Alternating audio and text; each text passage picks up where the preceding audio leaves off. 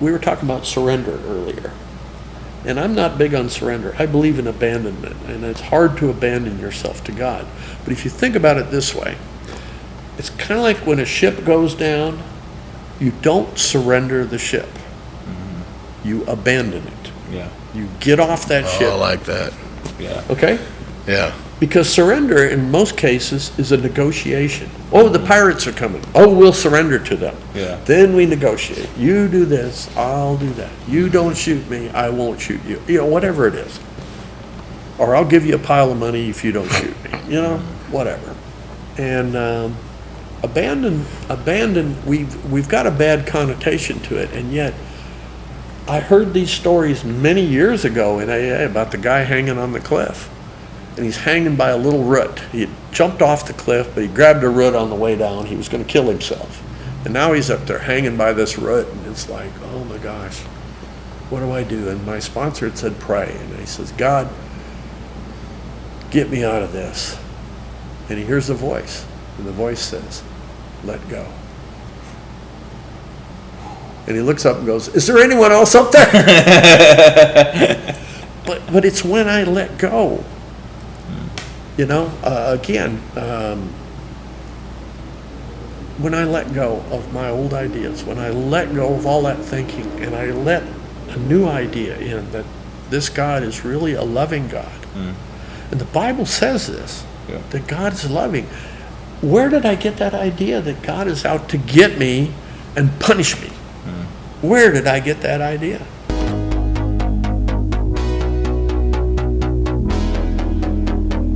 Welcome to another episode of Two Dudes, One God Pod. We're here today with my buddy Dale and, of course, Pat. Yeah. And Dale is one of the most interesting guys I know. I feel like I think that every time we get a guest on the podcast, you know. Yeah. But I've known Dale for over 20 years now, and he's a geologist. He's a father. He's a husband. He's a believer, he's in recovery, and he's a cartoonist, I guess. Is that right? Yeah, that's what I'm... Cartoonist? Yeah. Cartoonist. And... my hobby. Yeah, and he's good at it. And it's some of it's kind of satirical, but it's all about, a lot of it is about, recovery. Alcohol and addiction and just kind of... Well, recovery is a funny word because it means to get something back from that which formerly had no value. Okay. Whoa. Okay. Yeah. Right? Okay. And so the cartoons are one of the way I express that. Okay. Because before 2006, I didn't think I could draw. In fact, I was telling Trey that I had one drawing class in high school, or one art class and one drawing class, mechanical drawing. And I've never really had lessons. And it's funny because I used to doodle around the edges of my paper in school. And I never really thought about it. I never really thought about pursuing it as a career or as a hobby or anything. I just did it on the edges of my paper, And in 2006, I'm sitting in a 12-step meeting, and we're talking about two things from the big book of Alcoholics Anonymous. We're talking about, we absolutely insist on enjoying life, but we're not saints. And so I have a piece of paper, basically a cocktail napkin and a pencil, and I thought, how can I express that? And what came out of that, and you can probably see it in your mind's eye, is three guys playing horseshoes. And the kick is, they're not throwing horseshoes. They're throwing their halos. Oh, okay. Okay? Yeah, I'm with you. And it's open, I was telling Trey, I've got like 40 notebooks at home full of cartoons. And people will say something, and it'll just tweak something in my mind, and I can put it down on paper. And that, I just showed you the one there about if you ever slept in a culvert, you might be an alcoholic. Yeah. Just might. Just maybe. Just maybe. There's a lot of things I did when I was younger, and it's real funny because, again, my story in recovery, I was not the identified patient. I had a 15-year-old son that was basically, he and I were at war. And I'll give you an interesting word. Do you know what the definition of war is? Not the definition. Okay, I'll give you a military one. It is the act of forcing someone else to do your will. That is a military definition of war. Wow. And I was at war with my son. And when I got into recovery finally, and after a few years, well, actually about a year, my son went to treatment in Minnesota for 3 months. And while he was in treatment, he told me that on one occasion when I used to take him on little hunting trips south of town here, he had a gun pointed at me. That's what he told me. I was not aware of it. And again, going back to the big book, there's a phrase in there that says alcoholics live by seconds and inches. How far is a trigger pull? Yeah. About 2 inches? Well, that day he didn't pull the trigger, and I don't know why. That to me is grace. Yeah. The undeserved gift. And it's funny, he was the identified patient, but I went to this thing called Al-Anon. I went to a number of different recovery programs. One time I was going to 5, and then I realized it's the same 12 steps. Yeah, just repackaged somewhere. Other than the fact that I don't want to discourage somebody from, if you think you have an alcoholic in your family, I don't want to discourage them from going to Al-Anon. Because you need to be able to relate. And I was going to Al-Anon, and I was gaining a lot from Al-Anon. I learned about things like sarcasm. Sarcasm derives, and I thought I was good at it, by the way. Yeah. I could whip the skin off of you. Well, that's what it means. Sarcasm derives from an ancient Greek word which means to rend flesh. Yeah. Doesn't it have to do with sarcophagus? Sarcophagus? That I don't know. Oh, okay. Okay, I have no experience with that. Okay. I mean, that has to do with death. But to rend the flesh. To rend the flesh, Okay. to flay someone was to rend flesh. Yeah. And we do that verbally. I mean, again, how many of us grew up with the old childhood rhyme, sticks and stones will break your bones, but words will never hurt you? Right. That's a huge lie. And it is a huge lie. I Yeah. think it's from the pit of hell. Yeah. Because words have the power to kill. And I've seen it. I've been around 12-step programs for a long time, and I've watched people live with the disease of alcoholism and addiction, and I have watched them die with it. And the funny thing is when I first got in the 12 steps, I got one of them things called a sponsor, somebody that's worked the steps. And they made a suggestion one day. They said, get into service. Well, what's service? It's giving away your time and your effort to someone else to help them to get out of self, freedom from the bondage of self. And so the church I was in at that time, and I don't want to badmouth that church, they did a lot for me. But they needed a liaison with a thing here in Tyler called Tyler Aid Services. And so I went and liaisoned with them, and I had this hugely important job when I first got there the first day. The director had a house full of people dying of AIDS. A house would take about 9 people, and we were full. And there was one guy there by the name of Sean, and he was living on the couch. He was in hospice care. He'd been there 3 months. And if you follow the experts, hospice means you got 6 months to live. Yeah. Okay? But the day I walked in, the director said, would you work with Sean? Would you do something with him to keep him on? He was driving her nuts, basically, just making demands of her. And I said, well, Sean, you want to play cards? So we sat down and started playing cribbage. And I found out he had an alcohol problem. I had an alcohol problem. Well, why don't we go to some meetings? And and again, I went to some meetings with him, and he got sober again. He had been 5 years sober in Phoenix when he found out he had HIV. And he decided he would drink himself to death. Yeah. And so he threw away his chips, his books, everything. And his last address before he came to Tyler was a bridge in Phoenix, Arizona on the Salt River.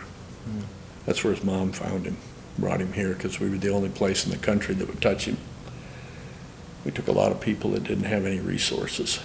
And that's a funny thing too, you wouldn't think Tyler was a great hospice place, but before Hospice of East Texas, and again, they do excellent work, but we were there before them at 1320 North Bodart. We had a hospice facility, and we had over 500 people die in our hospice room.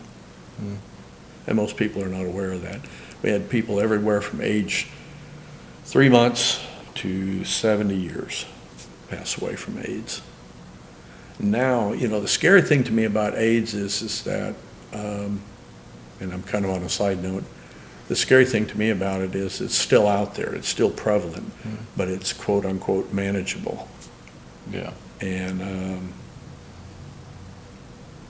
again, they've got some wonderful drugs for it, but it's totally unnecessary to get AIDS if you just use a little common sense. But when I think about the way I was in college and that, I did not care.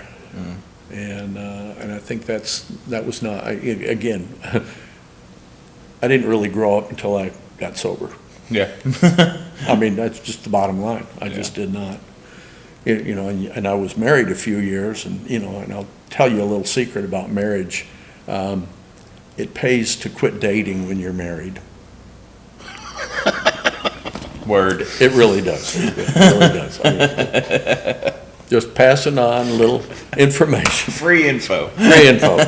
Take it for what it's worth. But yeah, and it's funny, But yeah, and it's like I say, my son going to treatment. I went to an AA convention here in Tyler, and they still carry it every year in January, the second weekend in January. And there was a guy at that convention. It's kind of funny in a way. I mean, a lot of people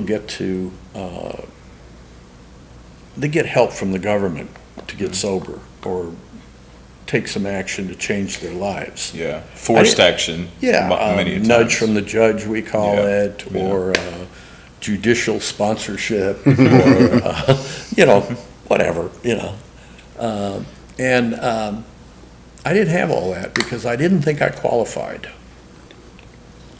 I had never been arrested. I had never had a DWI. I had never been to jail. I had never been to the nut house. How can I be an alcoholic? Yeah, I went to college, had a family, had a job. Right. And in fact, but you see, that's the funny thing. Plato said it a long time ago, and I believe it was Plato. Maybe it was Socrates, I forget. An unexamined life is not worth living. And I never really examined my life or looked at it to see if there was anything wrong because I thought my life was the right way. Do it my way, right? And you too can have a child that wants to shoot you. And it's funny, when I got into sober living and started taking actions, because to me the 12 steps are about actions. If I'm not taking actions, I'm not doing the 12 steps. And when I do that written inventory, and I'm, one of my character defects is I'm rebellious, defiant. You tell me to do something, I'll tell you where to stick it. Yeah. And I got me one of them things called a sponsor, and he suggested that you might want to write an inventory. In Al-Anon, or well, in Al-Anon, there weren't any men in Al-Anon at that time. Very few. But there were these old timers that said, well, talk to some of the drunks.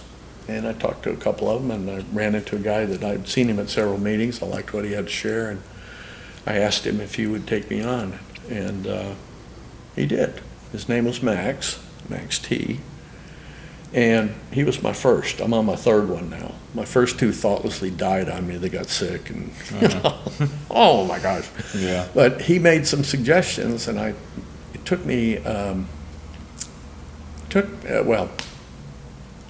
let me step back a little bit. I went to that first AA convention, and that's really what it was, AA and Al-Anon. And there was a guy there from California that was talking. He was a drunken school teacher. My dad was a school teacher. And this guy, I related to him because he wrecked relationships, wrecked cars. I only wrecked 5 of them before I got out of high school. Okay?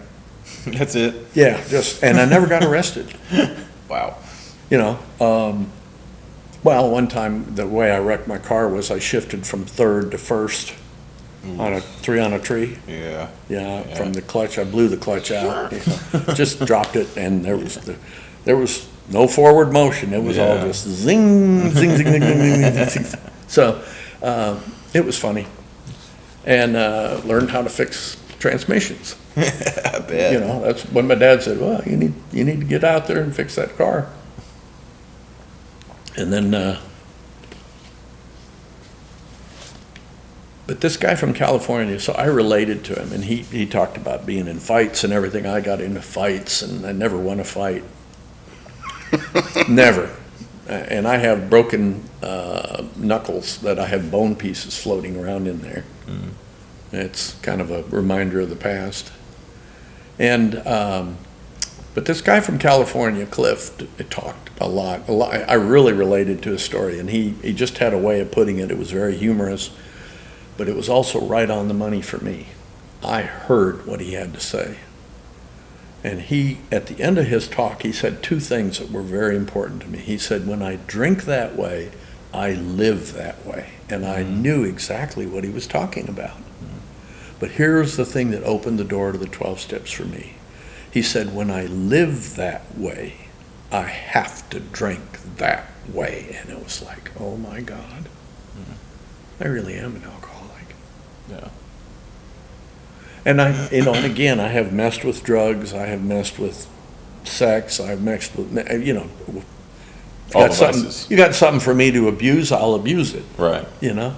And they're called defects of character. Because it's real funny, I mean, it's like I say, the disease of alcoholism.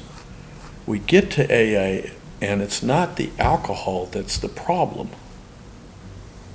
Alcohol is but a symptom of the problem. Yeah. The enemy lives, and I'm pointing to my skull, here. Yeah. And how do I fix here with, you ready? Here. I can't. Yeah. I can't. I don't have the information or the means to do that. And when they talk about in the 12 steps about finding a higher power that works for you, I had a lot of old ideas about God. And again, I don't want to diss any particular religion. I was raised Catholic. And at age 15, when I discovered beverage alcohol, I gave it up for Lent. And Mom did not think it was funny. I thought it was hilarious. And I look back on that and I think, wow. Some people can grasp it. And again, I don't want to be critical of them. I've been to the holy places in Israel, a lot of the holy places, not all of them, but a lot of them. And I have a deep respect for what they've done there. I really do. Yeah. But I choose not to practice. There's some doctrinal differences that I agree with. Some of their dogma I don't agree with. But, again, I'm not dissing them. I'm taking a different path. I think Right. the God of my understanding is Jesus Christ. And he is the one that has kept me sober. I have not kept me sober. I cannot keep me sober. If you are an alcoholic, the first step says, we came to believe that a power greater than ourselves could restore us to sanity.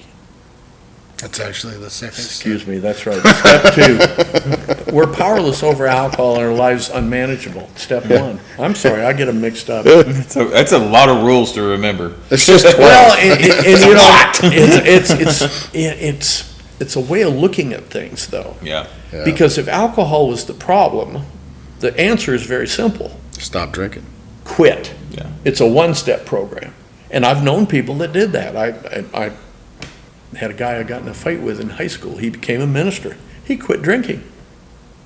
And I'm just like, wow, how do you do that? I have no idea. Because powerless means exactly what it says. I'm powerless. And the problem is even though I admit I'm powerless over the alcohol, my life is still unmanageable by me. And that's why I still have a sponsor, a man that I can talk to who cuts through the chase with me and calls me on my bullshit. Excuse me. You can say You can whatever, say it. yeah. Well, I don't like to. Say it. Just kidding. BS, let's put it There that we way. Barbara Streisand.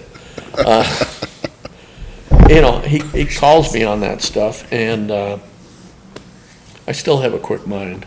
Yeah. And and that's the thing too. The old ideas creep back in from time to time when I still think I know something. And the older I get, the more I realize I really don't know anything. And it's when I surrender. In fact, I like to go beyond surrender. In the big book, it does not say surrender. I mean, in the first 164 pages, it doesn't say surrender. It says we abandon ourselves to God as we understand God. When I was given the opportunity, my first sponsor said, pick out an idea of God you can believe in at 2 o'clock in the morning. And I said, well, I don't want that old Catholic God because he gave me a double portion of guilt. Yeah. And again, I'm the one that made that up. I don't know if that's what they were trying to teach me. I don't think that's what they were trying to teach me. But I had this double portion of guilt. And I said to my sponsor, and I wrote it down, because the power of writing it down is it makes it real. If I simply go to a 12-step program and I play with it in my head, it's not real. I am still living in delusion. I am deluding myself as to what's going on. And that's a form of insanity. But when I put it down on paper and I make it real, it becomes more tangible. Now, I love the stories of defiance in the 12 steps. I heard a guy from California said he was so defiant, he went and, when the big book says, write it down in black and white. Well, he went and got black paper and a white pen. I liked that one. I thought that was pretty good. I haven't done that, but it's when I take those actions, the writing and doing the inventories, looking at who I'm mad at, who I'm angry at. But then we figure out why we are angry at this person. I'll tell the story about my dad. I moved 1,000 miles to get away from my parents. They lived in Wisconsin. That's where I grew up. Okay? That's where I learned how to drink. And I love drinking in Wisconsin because in the wintertime, you didn't want to take it home. You just found a snowbank somewhere and stuck it in there and just put a marker up and It'd be you knew cool where in it the was. morning. It was cold. You kept it cold all the time. And that's the kind of people I ran with. I mean, we were having fun. Wrecking cars, wrecking relationships. It's just crazy. And this deal with my dad, when I first got sober, I called him up. I'm going to make an amends to him because I had stolen his booze. When I found beverage alcohol at age 15, I started stealing. I started lying. It was like my pot smoking. My mom caught me one time. I had a bag of pot. I'm sleeping on the couch. It was a hot summer night, and I used to do that, sleep downstairs on the couch because it was cooler than upstairs. Mm-hmm. We didn't have air conditioning. Right. And so my mom comes down, and she's standing there with my dad, and they're looking at me, and she's got this baggie in her hand, and she goes, "What's this?" And I said, "It's marijuana." And she said, "I never want to see this again." And the kicker was, she never did. I just got better at hiding it. Yeah. And that was my reaction. It wasn't, I'm not the problem, they are the problem. Yeah. And it's like I say, when I came to Texas, I was hired over the phone to come to Texas to work. I had gotten my bachelor's degree in geology, and there was a company in Giddings hired me. At my interview to come to Texas, I got a phone call. I'm working in a restaurant at the time. I was going back to college. I was going to work toward a graduate program. And I got a phone call at work one night, and it's one of the guys from the company. And he said, "When can you be here?" And it was just like, "What?" So when can you be here? And I said, "Well, I don't know. When do you need me?" And he said, "Well, I needed you last week. When can you be here?" Mm-hmm. And a friend of mine had put in a good word for me, and they hired me on the spot, and I came down, and I've never gone back. I love to go visit up there, but They have this thing up there that runs for 6 months of the year called Winter? winter. I like Ain't our fun. winters here where it's like 2 to 3 days and it's warm again, and it's just like, Yeah. wow. I think I've become Texanized. And it's funny too, because my folks were married in Abilene. Oh, really? Uh-huh. Okay. Yep. Dad got drafted in World War II, basic training, Camp Barkley outside of Abilene. And my brothers followed me down there. My younger brother lives in Abilene. My older brother lives in Austin. And I have a relationship with them. And my sister, she's still in Wisconsin. I kind of wish she'd moved down here, but, She likes the winter. well, they like it up there. Yeah. They normally, in the winter, they normally hook their fifth wheel up and go to Arizona and live in the desert for, you know. Just gonna get away for a little Yeah, bit. yeah, they just get away from the snow for 3 months and come back. But my dad was a hard one for me to make an amends to, because I called him up and, he's in Wisconsin, I'm here, and I'm telling him about stealing his booze and, stealing his money and doing this, and then all of a sudden, we're talking about World War II. How do you go from point A to point B? He couldn't hear it. Yeah. Okay, he could not hear it. And I was lost. I didn't know what to do, but I hadn't run it by my sponsor. So my second sponsor comes around, we got talking about that, and this is several years later. And my dad had had a stroke by that time. And my second sponsor said, well, tell me about that. What was that all about? And I said, I just wanted to make amends to him. I wanted to pay him back and whatnot. He said, well, what were you really looking for? Now, I had to think about that. And I got really thinking about it, and Dad was not worried about the money, and he wasn't worried about the booze. And I didn't really know what I wanted. And then it struck me. I wanted him to tell me he loved me. He told me that when I got married, and I moved my wife and her son down here from Wisconsin. And that was in 1979. And I remembered that, and I thought, it'd really be cool if I could, because in the 12-step programs, we learn to love in a different way. We are very physical people. And I think that's one thing our society seems to have forgotten. We equate the physicality with sexual behavior. And that's not the way it works. I think human beings are designed to touch one another. I really do. And I learned how to hug people in AA and not expect anything in return. Because in college it was like, you're getting a hug. Oh, well, guess where we're going. Yeah. And it's funny, where that took me in college was I was homicidal and I was suicidal. But, this second sponsor, like I say, he asked me to look at that, and I looked at it and I thought, and I told him, I said, Rick, I'm going to do something different. I'm going to start calling my dad and telling him I love him. Now, I've come to believe that whatever you put into life is what you'll get out of life. So I called him up, and we're talking, and I don't remember what the conversation was about. But I told him, Dad, I love you. And all I heard on the other end of the phone was, I gotta go. And it was so funny. I knew I had gotten to him. And, and that's a kicker too, because my dad had a different definition of love than I had. My dad's idea of love was, you got a roof over your head, you got food on the table, you got a place to stay, you are loved. He was a child of the 1930s. And my grandfather, according to my aunt, was a bit of a rough character. And yet he was a very loving man. As a kid, I always wanted to live with my grandfather because we had a lot of chaos in our home. And I didn't understand that. My dad was a vet of World War II. But I started calling him every week. You see, it has to start with me.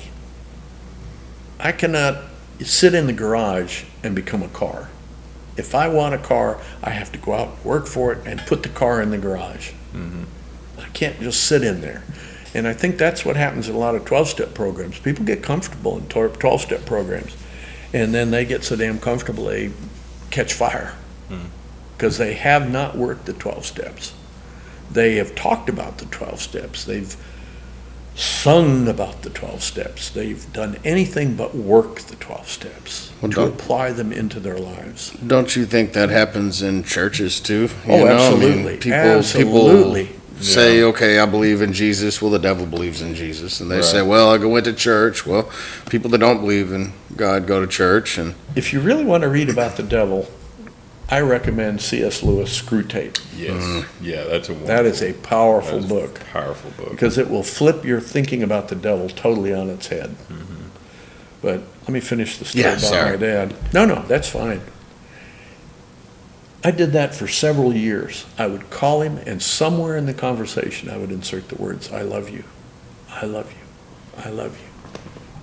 And I got the feeling, again, he's 1,000 miles away.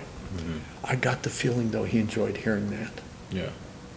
And again, as kids in our family, I have an older sister, an older brother, and a younger brother. I'm kind of in the middle. One day, I'm talking to my dad, and on the other end of the phone, I heard the words, "And I love you too." Oh, wow. Yeah, It makes me emotional even today. absolutely. That's the power of our words, even today, you know? And I didn't know what to do with the information. Yep. And here's the amazing thing. I called my sister and I called my brothers. And I said, Dad told me he loved me. And my sister, who had a PhD in family counseling, used to work for Lutheran Family Services and work with families. And she said, that's not possible. That is not our father. And I said, it happened. Yeah. And I told that story at his eulogy because I was at peace with him Yeah. when he died. There was no unfinished business. Yeah. And I've been going back and researching what he went through in World War II. Mm. You know, we don't know what the veterans went through. Yeah. My dad was in the quartermaster in World War II. He was in an army unit that dealt with mules and horses. They even had an elephant. Wow. That is crazy. Mules Well, and horses. In Mules and World War horses II. and elephants don't get along. I would have jumped at that job for sure. Well, but he had grown up on a farm Yeah. plowing with horses and mules. Okay? So he knew how to handle them. His army unit was composed mostly of Texans, Oklahoma, cowboys, and farm boys from the Midwest. Yeah. And they shipped out to Burma in 1942. And they were part of what was called the Mars mission. They arrived in Michinaw, Burma after, most people have heard of a thing called Merrill's Marauders. And there was a movie about it, and I don't know how accurate the movie was, but the fighting over there was total war.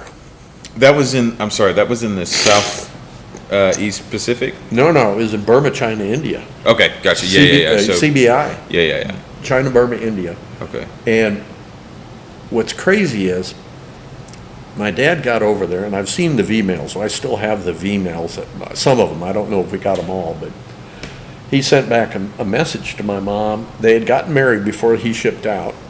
He went from Camp Barkley up to Camp Hale in Colorado, became part of the 10th Light Mountain Division, which was ski troops, okay? Yeah. But they had pack artillery. And so he was assigned to the pack artillery as a veterinarian's assistant because he had a college degree. He was, you know. And then he went from there down to Oklahoma, and then the unit shipped out. He missed out. 10th Light Mountain actually fought in Alaska, and he missed out on that. But if you read the history of the 10th Light Mountain, they went to the Po Valley in Italy and fought. Well, Dad missed that. When he was at Camp Hale, he contracted meningitis and he was in the hospital unit for 3 months. And that's when they went to Alaska. The division went to Alaska, and he went to the hospital unit, and then he came back and then went to Oklahoma, and then the Oklahoma, they detached 2 battalions of pack artillery, 75 millimeter guns, to go to the Far East, and they were assigned to General Stilwell, who had a plan, and a lot of people don't know the military strategy there, but Stilwell had gotten with Chiang Kai-shek in China, the nationalist Chinese, and gotten 3 divisions of Chinese army troops, trained them up in India, and then he was going to use them to come down through northern Burma, from the Himalayas down through northern Burma, and force the Japanese back out of Burma. And that's essentially what they did. They worked with the Commonwealth, the British Army troops. My dad was in a unit that had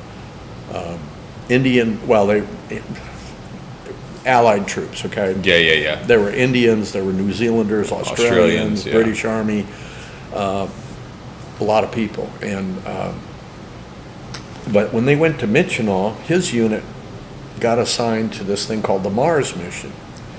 And I forget the acronym, what Mars stood for, Mobile Army Recon. And their idea was to sneak down behind the Japanese lines, go through the jungle, right, down behind, there's trails that run through the jungle. The native guides were going to take them down through there, get behind the Japanese, put up a roadblock, and then still bring these Chinese army troops down and smash the Japanese between them. And it's like the Japanese Fifth Army, they basically exterminated those guys. And I never really thought about what he had gone through in World War II. And so one of the things he had asked my mom or his folks about was when he got to India, he said, "You're not going to believe what we're seeing over here. Send me a camera." And they did. They sent him a little Brownie camera, one of those little, and 4 or 5 rolls of film. And I have the pictures. Really? Yes. Oh, wow. And I've been able to go back using the photos and put together a rough idea of where he was when he was there. Because I know he did not receive the camera until he got down to Lasho, which is in southern, it's in the mid part of Burma. It's like 250, 300 miles down south from Michinaw, which is in northern Burma. But the idea was they would go through the jungle, and because they were using mules to pack all their equipment and everything, a 75 millimeter gun pack out on 9 mules. Okay, and they carried all their ammunition, all their food, everything on those mules. And every man in the unit, there were like 3,000 guys, and every man in the unit had a mule assigned to them. But the mule skinners, which Dad qualified as a mule skinner, had 5 mules that they watched over. And so every night they'd camp and they'd unload the mules, and then they'd reload them in the morning, and they're marching through the mountains. And, you know, I mean, like, we live here in East Texas, we've got these little hills. Well, these are real mountains there in Burma. We're talking 7,000 meters, some of these. And so they're going up and down these mountains on these mountain trails that is just a beaten path through the woods. They're being airdropped supplies every 3 days. And that's what the quartermaster guy's job was, is to go collect the supplies that fell in the, if they found a rice paddy or an open field, they would dump the supplies in there or try to dump them in there, and then they'd try to recover them. And that was the mule feed, the ammunition, everything else, sea rations and all that stuff. And as they're going down through the jungle, the Japanese were trying to prevent them from coming down through there. So I figured this out from understanding the strategy, and then my dad suffered from PTSD. And I did not know that when I first started, because one of my resentments against my dad, going back to the inventory, was that he would not take me to the fireworks. He would not take me to the fireworks. I resented the hell out of that. I loved fireworks. I liked blowing up stuff. You know, as a kid, I mean, you know, we got done with a toy, we'd go out and shoot holes in it. Yeah, you know? exactly. Who doesn't? Right. Well, he didn't. He taught me how to shoot. He taught me how to be safe with guns, because when he was young, his cousin had been crossing a fence with him and shot himself and died in front of him. So he went through some trauma. But he made sure my brothers and I all knew how to shoot properly and how to do that. But in Burma, I was like, how the heck did he get PTSD? He's in the quartermasters. They're not the front line. Where did the Japanese direct their artillery? In the jungle, Towards the supplies. where They the were supplies supplying- were coming Yep. down. Exactly right. Exactly right. Yeah. And I figured that out, and I was like, holy cow, no wonder.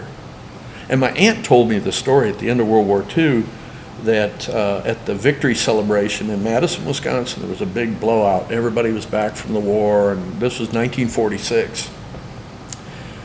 And the firework, everything went great. The bands, the speeches, everything, everybody was real happy. Everybody's home from the war, nobody's dying anymore. And then the fireworks started. And she said, your dad just disappeared. Yeah. And we found him hunkered down in a basement in the bottom of the stadium in a little ball. And it was like, oh, I understand. And so when I see a veteran today, I thank them, Yeah. because I don't know what they went through. I really don't. And it's funny, you know, growing up, I thought my dad had ruined my life. That's why I say I moved 1,000 miles to get away from him. And it wasn't until I did an amends to my parents. Now, a lot of times an amends is we pay back the money.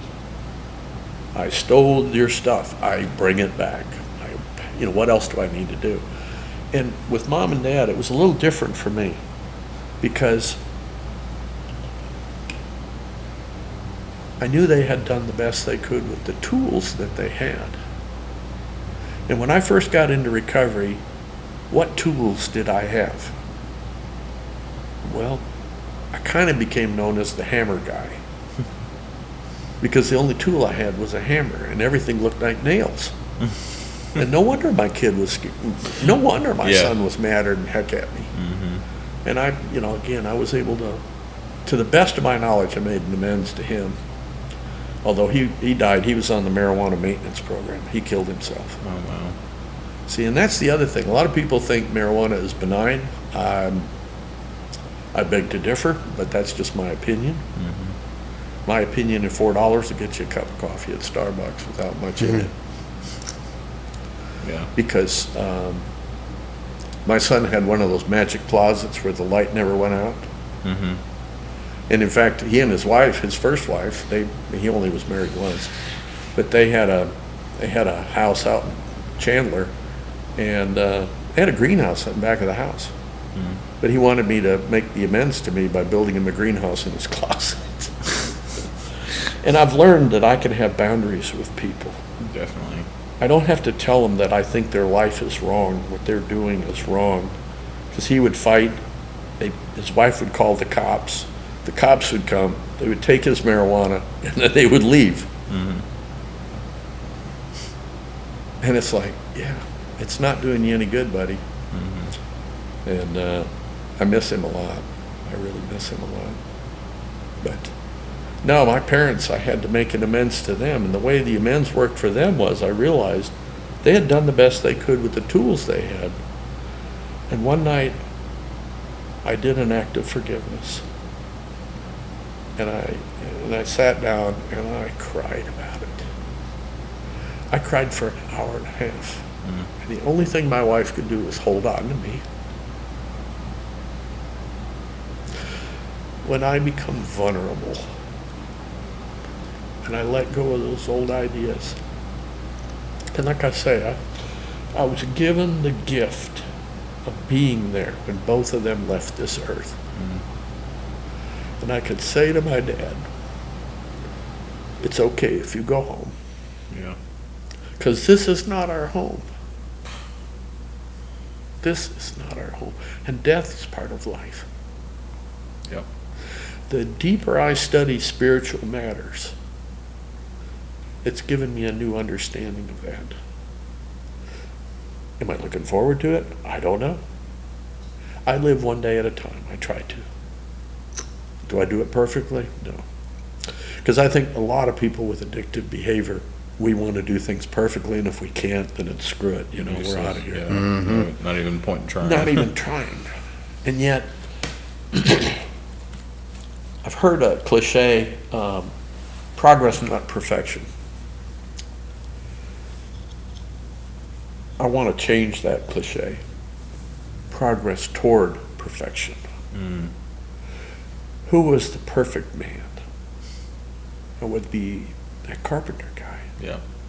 Jesus Christ. Or Jesus, the Christ. Yep. His last name was not Wasn't Christ. It Yeah. was the Christ, the Holy One. Excuse me. But, God, my life story here. Trey warned me about this. But, yeah, it's funny. I mean, my son, like I say, he died by his own hand. And I've had ministers tell me that there's no hope for suicides. But he had at one point, was living with a friend of mine who had a little ministry here in town called the Beehive. And he would take guys out of prison. And this man was a very spiritual man. And he, Walt Blanche, if anybody's ever heard that name. That name sounds familiar. Walt was an amazing man because when he died, the warden down here at the, and I think it was the Michael unit, came up and spoke at his memorial. And he said, you guys are not going to believe what Walt did. He converted one of the lords of the Mexican mafia to Christianity. Wow. And he did it in part because of a story that I'd heard Walt relate this story, and when the guy repeated it, it really came back. He was down there, Walt used to go down every week down to the prison, and he was back in solitary, and they were back there singing hymns. In solitary.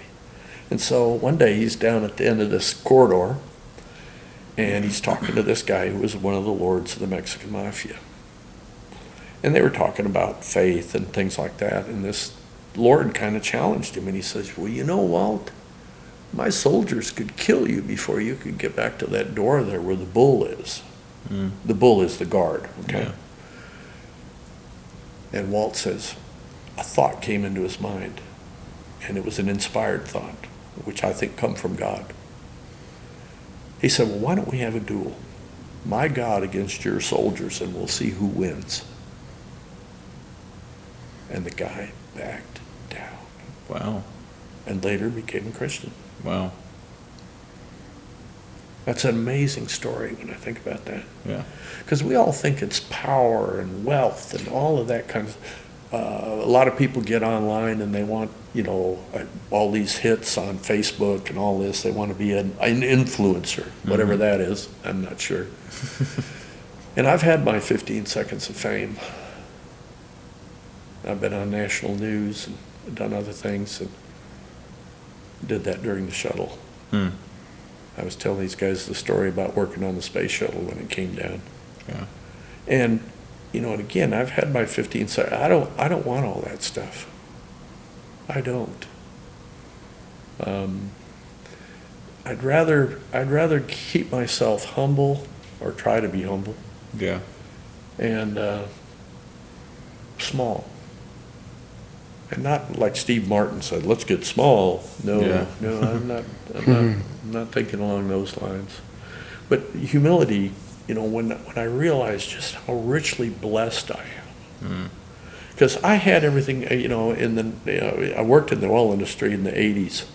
79, I came down, worked 2 years in Giddings, and then I got hired by an oil company, worked over here in Longview. And my wife and I, you know, we're on the fast track. We're doing well. I mean, the oil company I worked for treated me really, really well. Really well. I mean, we used to have a coffee bar and everything in our office, and that was all free. And our drilling budget one year was like $1 billion. I mean, we spent some serious money.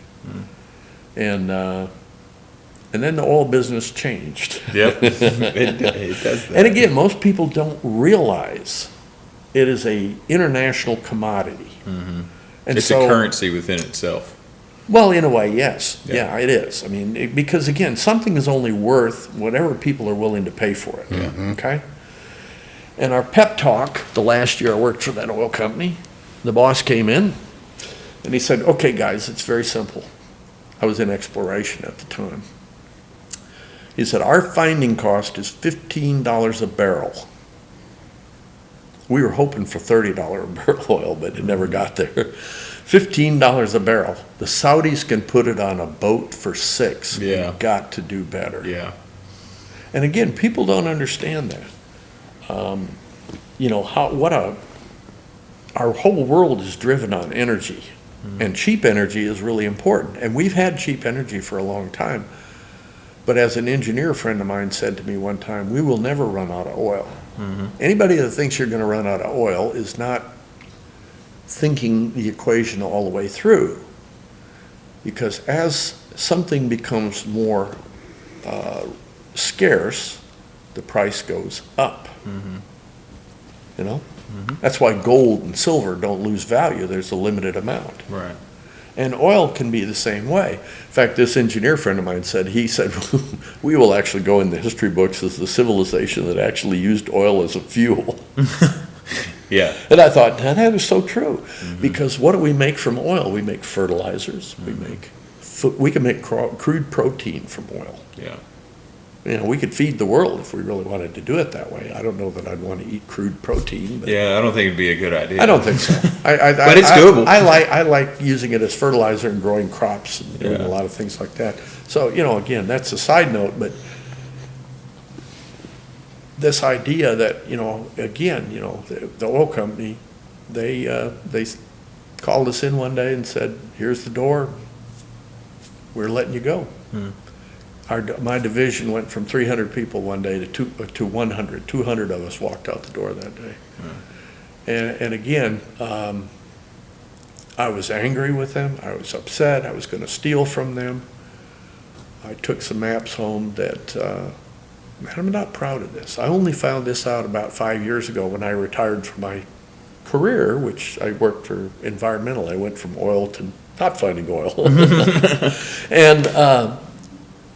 And again, it's all relative to the cost of doing business. Business always has a cost, and that's the kicker.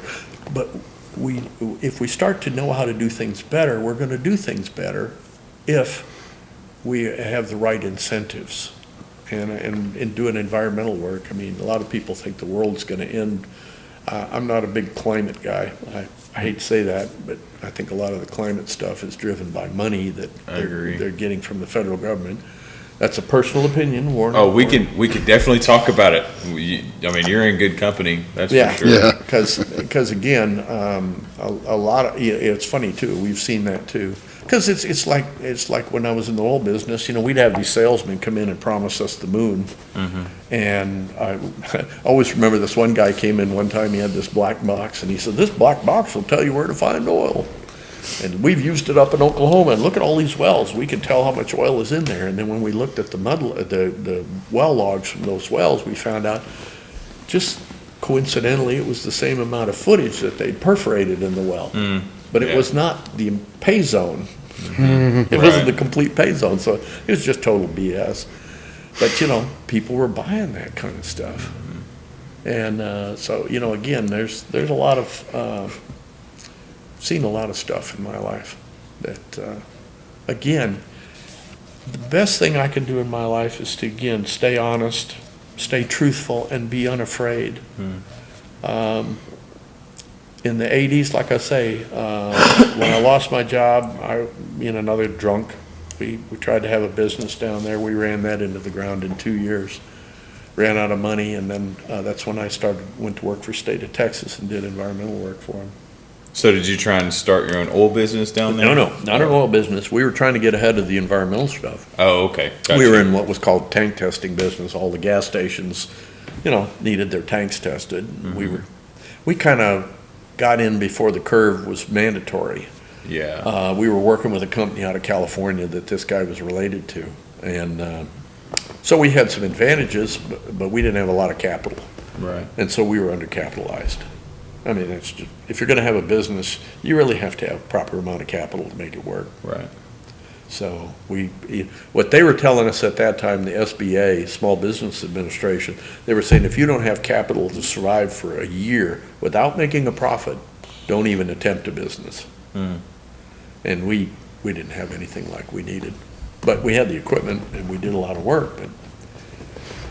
But My partner was supposed to be the rainmaker. He was supposed to find the business for us, and we kind of tapered off. And I went to California, did some work out there, and then came back when the state of Texas offered me a job. But at the same time, my life was shrinking, and God shows up in strange ways. So a quick question. When did God kind of start showing up in your life? When did you start noticing? Was it this moment, or was it? Well, shortly thereafter. Okay. Because for a long time, when I was in college, I was an agnostic. I Okay. was not an atheist. I knew there was something. I had given up church for Lent, but I knew there was something, and I didn't know what it was.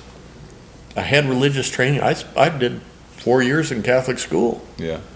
and maybe that's where I picked up on some of those old ideas. But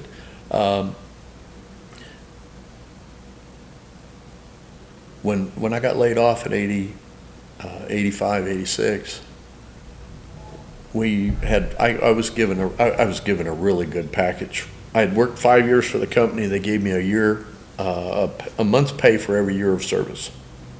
Okay. They gave me 5 months' pay right off the top. And I thought, wow, I'm going to just jump in and get another business. And nothing was moving. Yeah.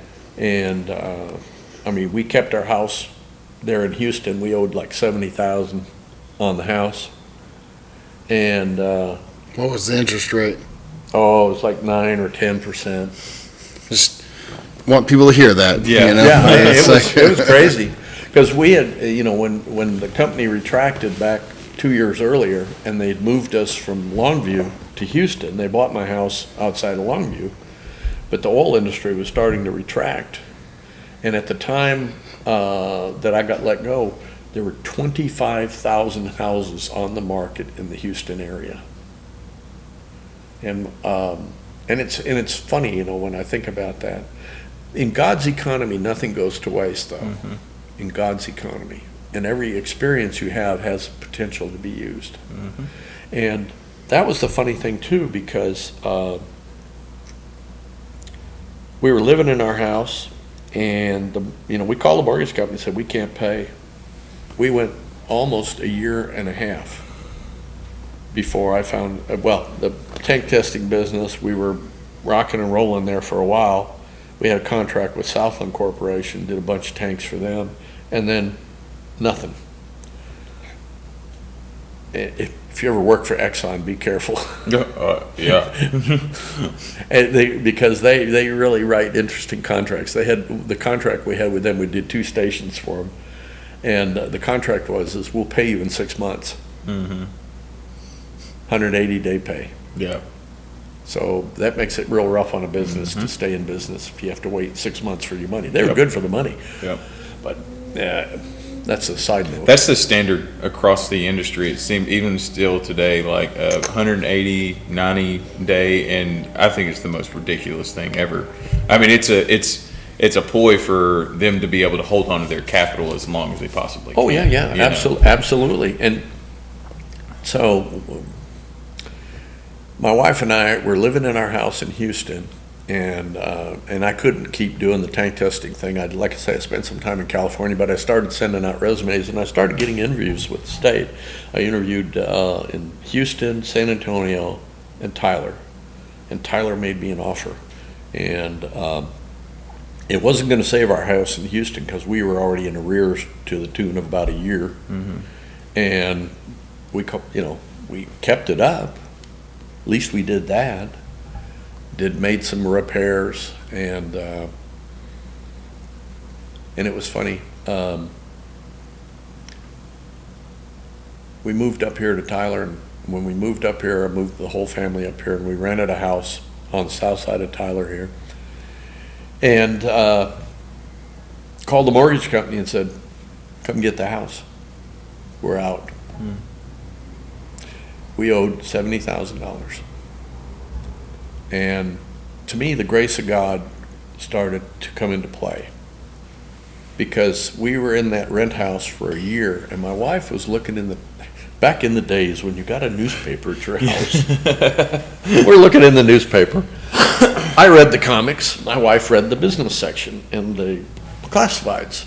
And in the classified ad, That's funny. Yeah, I know. That seems like a complete reversal, but you know. No, my wife read the classified ads, and she said, Dale, look at this. There's a house for sale here. It's a fully assumable, non-qualifying mortgage. You ever seen one? Mm-mm. I never had. I thought it was BS. Yeah. And she said, well, let's go look at it. Oh, no, honey, I don't want to go. I got to go. I got tanks to clean. Well, I was, I was working for the state, and I'm doing environmental. Got you. And I don't know if anybody else relates to it. I'm a perfectionist, okay? No. Yeah, just a little bit. And I got to do it perfectly or I don't want to play. And at that time, a lot of fear. And you know, that's so funny, you know, every time the angels would show up in the Bible, what do they say? Fear not. Fear not, fear not, fear not. Well, I'm full of fear. And at that time, I was doing twice as much, so I felt half as good as the next guy. Mm-hmm. My first year with State of Texas, I did investigations. Okay, I was an investigator. And I was given the task of doing 90 investigations. But I'm going to show them. I did 180. How many did I turn in? That would be 90. Oh. So I'm doing twice as much, Yeah. feeling half as good, and I'm getting in trouble with the boss because I'm not turning in the reports. That was mandatory. It was 60 days or you're in trouble. And I don't know why they kept me, but they did. Hard to get fired from the state. No, actually, it's not. Oh, I know several people that got fired from the state. There are certain things you don't want to do. If you're a minister and you drive a truck to a porno store, no, that is a bad idea. Terrible. Yeah, don't do that. Yeah, don't do that. I don't recommend that. But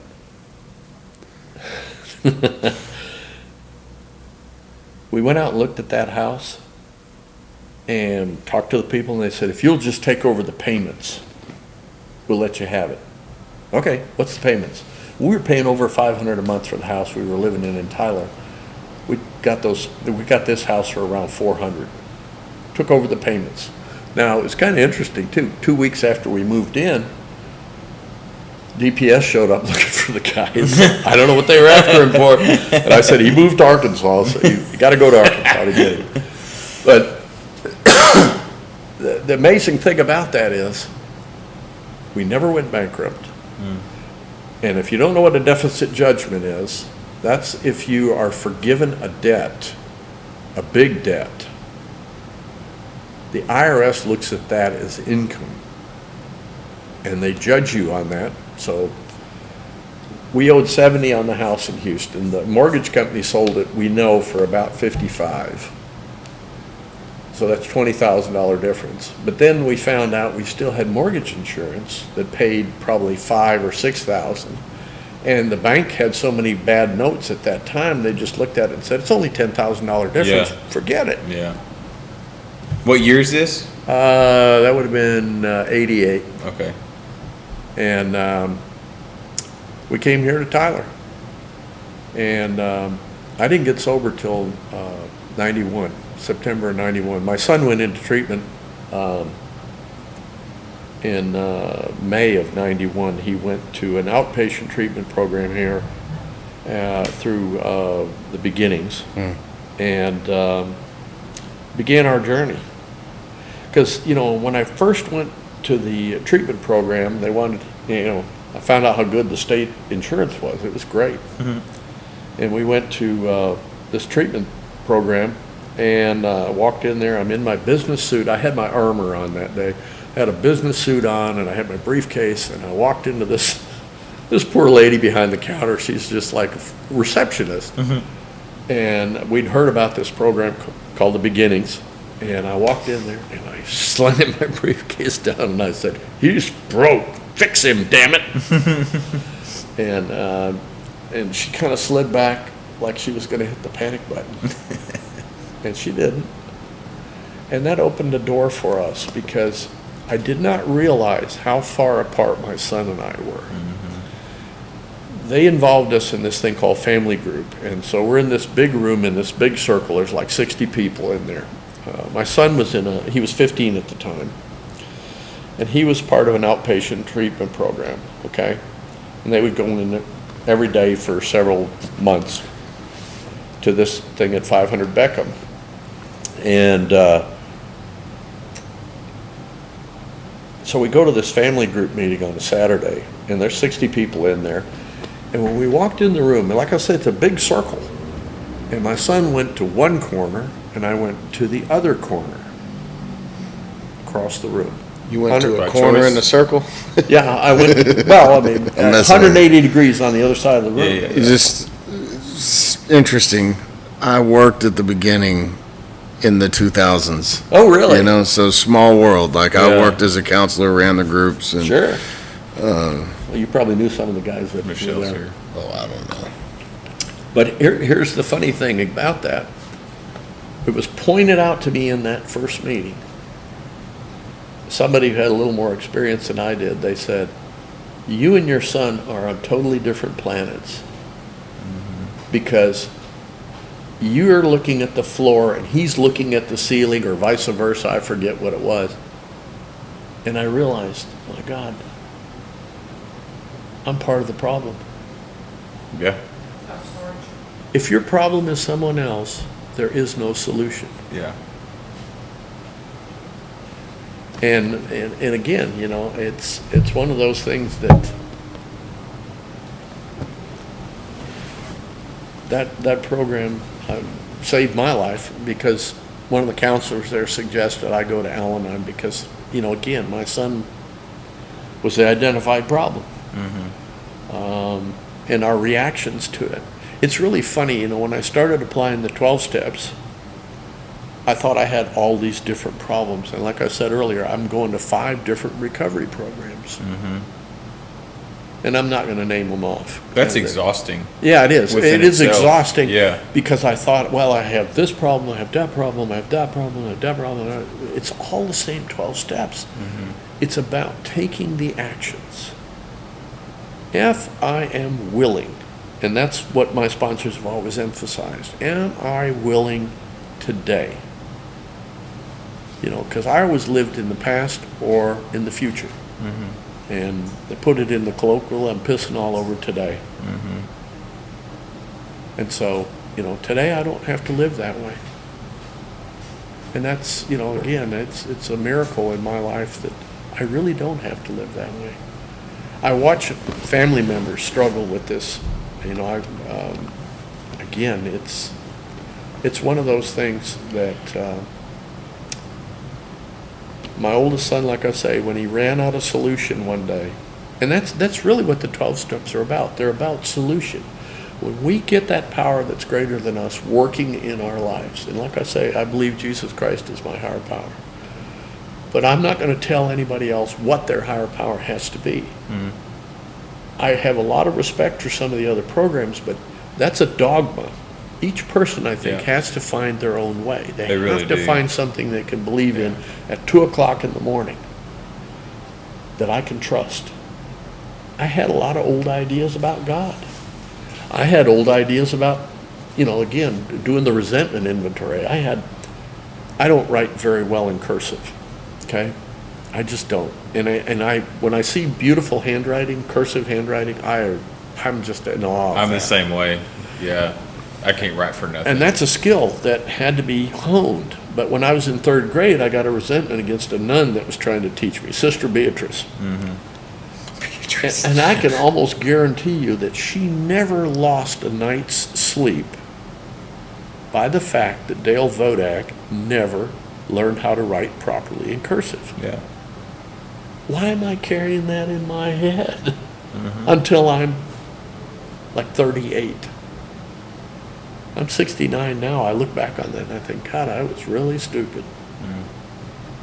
I'm carrying around all these old ideas. And that's the biggest problem. I mean, it's when we clear the wreckage of the past. That's what the big book says. We clear away the wreckage of the past. And we stop trying to make wreckage of the future. Because I have expectations. Well, when I set those expectations aside and just live in today, my life gets real simple. There's still bad stuff that happens. I mean, I had an incident today that I'm not real crazy about, but again, I have no power. You know, and I think that's the other thing, you know, when we talk about lack of power is our dilemma. We have to find a power that's greater than us. It's like I said earlier, everything that happens to us in life, somehow in God's economy, it would work out. It's kind of like even with the death of my son. I heard a speaker one time, he said, you know, that we're tied to God by this thread, and when we sin, we break that thread. And then in his forgiveness, God comes down, reties that thread. Now, if you think about it, that thread gets a little shorter when you retie it. And if you do it enough, the day comes when he just pulls us home. And my son had made a confession of faith and was baptized. And I don't think God makes any junk. I really don't. Even though he committed suicide. I don't know what his final thoughts were. Right. You know, a lot of, like I say, I've had preachers say that there's no hope for the suicides. I don't agree with that. I completely disagree with that. Yeah. I don't agree with that. So, Because there's plenty of moments of regret that we carry on just even like in surviving anything, right? And if we have carried on that regret, even while we're in that moment of doing whatever it is, we still regret it. yeah. Like right then and there. And usually, like regardless of the consequences, I'm a believer that every thought is a prayer. I agree with that. Yeah. I really do. I mean, sometimes my thoughts are out there, but Absolutely. I think God, you know, Conscious thoughts. Yeah, conscious thoughts. Not intrusive Yeah. thoughts. But well, I don't know. conscious I still get in the fantasy land sometimes. thoughts. Well, obviously you're a cartoonist.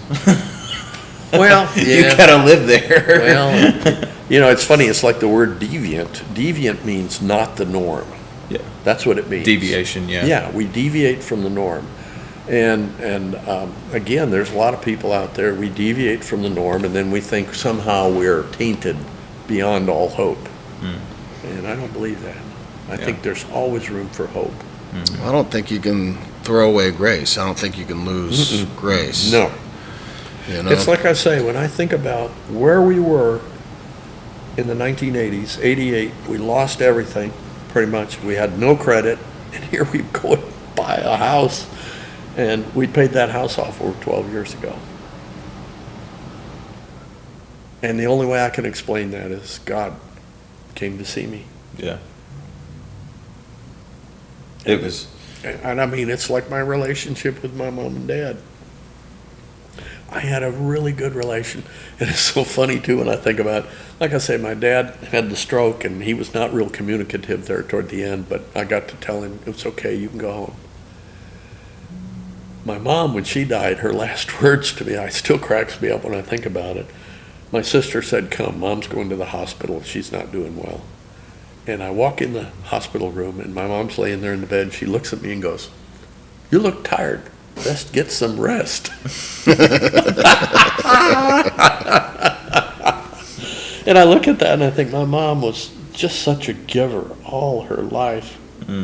She was 96, Wow. and she was head of the patient's council at the nursing home she was living in. And she was just a joy. The last few years I had with her were just the best. Yeah. And she came from a family that I had one of her sisters was married to the longest sitting judge in the state of Wisconsin and was a fifth a day drinker. And drank herself blind. I don't know if she ever got sober. And then one of her other sisters, you know, family did really well. They had a big farm, tobacco franchise. They had a liquor store and a bar. In fact, young people today don't know what bar time is. Do you know what bar time is? Do you know what bar time is? No. I love to ask this question. When I was 7 years old, I was sitting on my Uncle Nels's bar.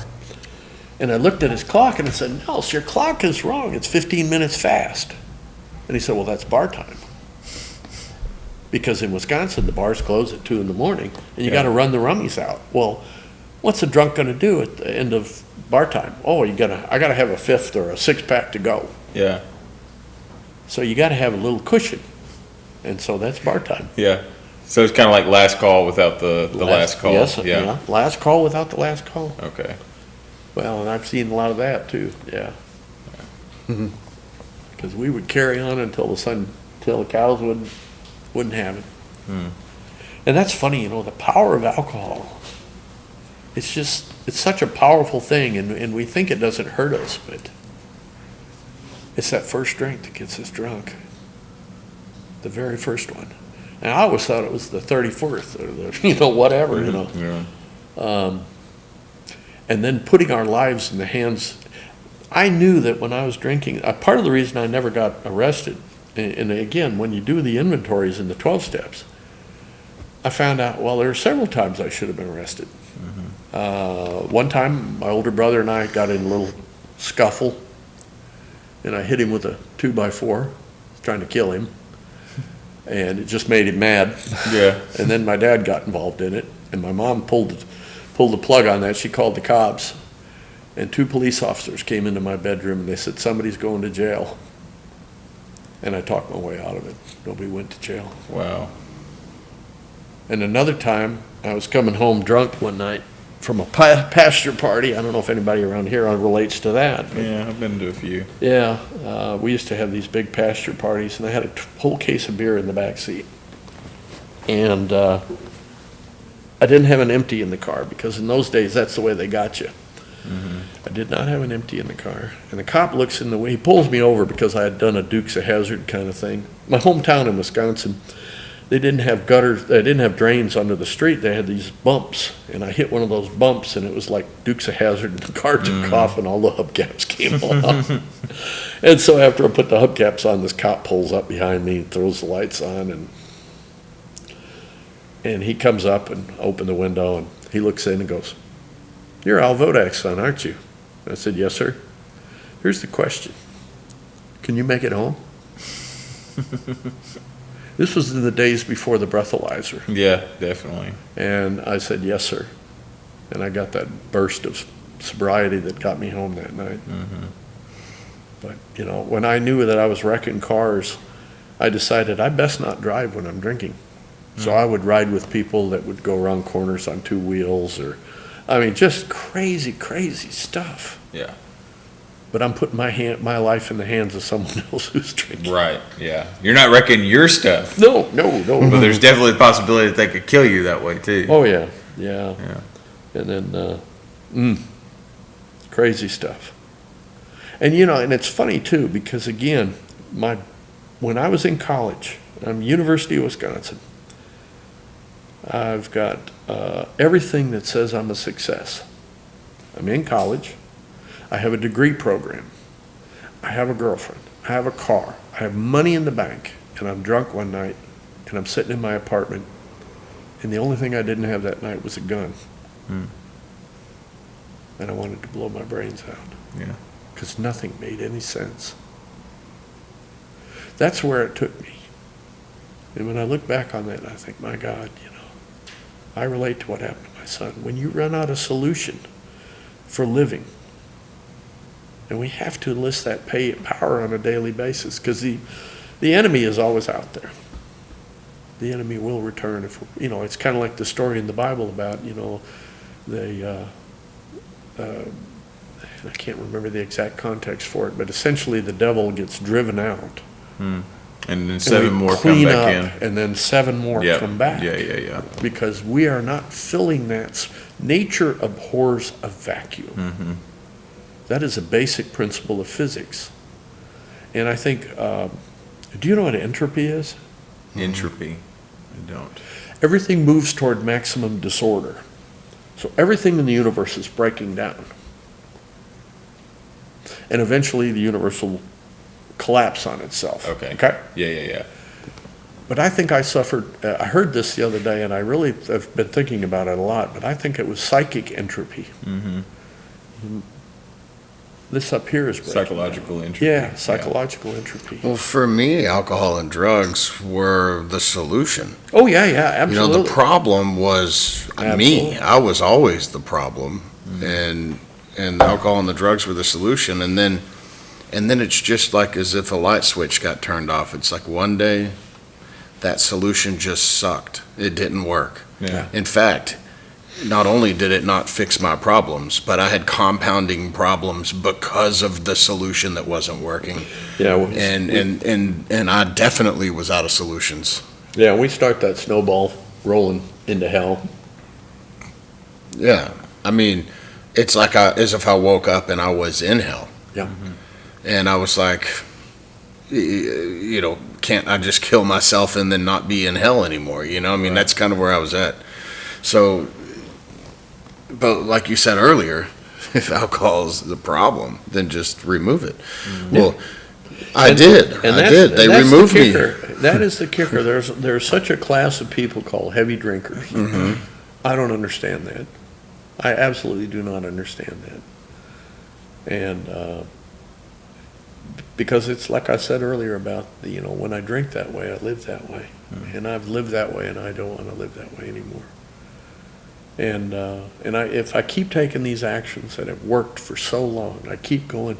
And for me, part of it is going to church. Part of it is sitting with my sponsor. Part of it is I have a regular commitment at a 12-step group. We call it the 7 a.m. Comedy Club. Everybody's welcome.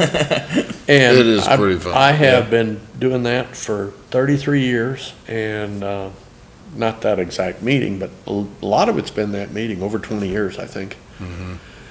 And it keeps me humble, and it keeps me whole.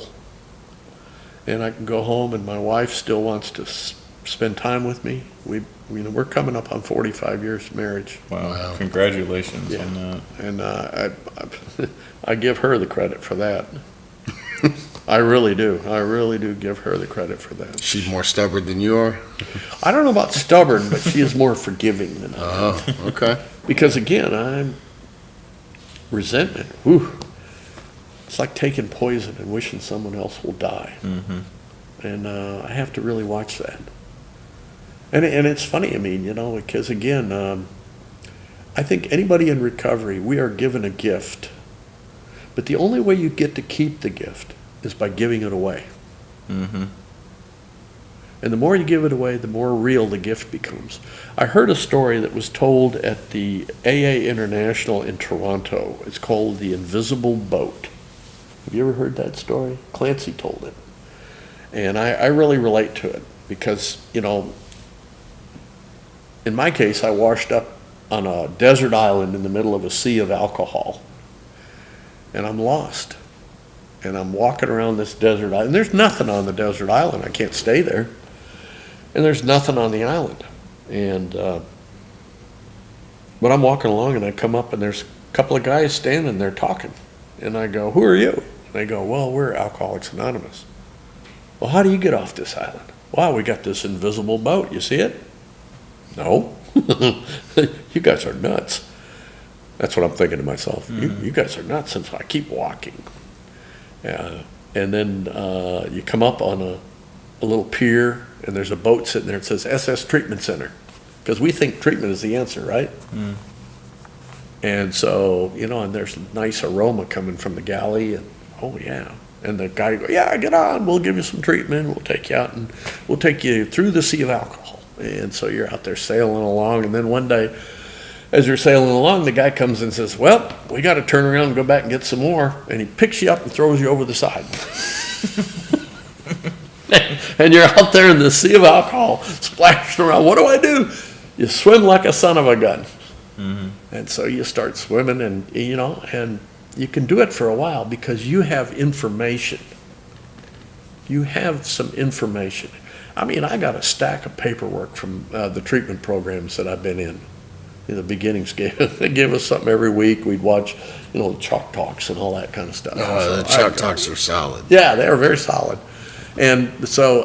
Father Martin. Yeah, Father Martin. And him and his damn penguin. And then one day you're swimming along and you start to get tired. And you can't do it alone. and you're struggling.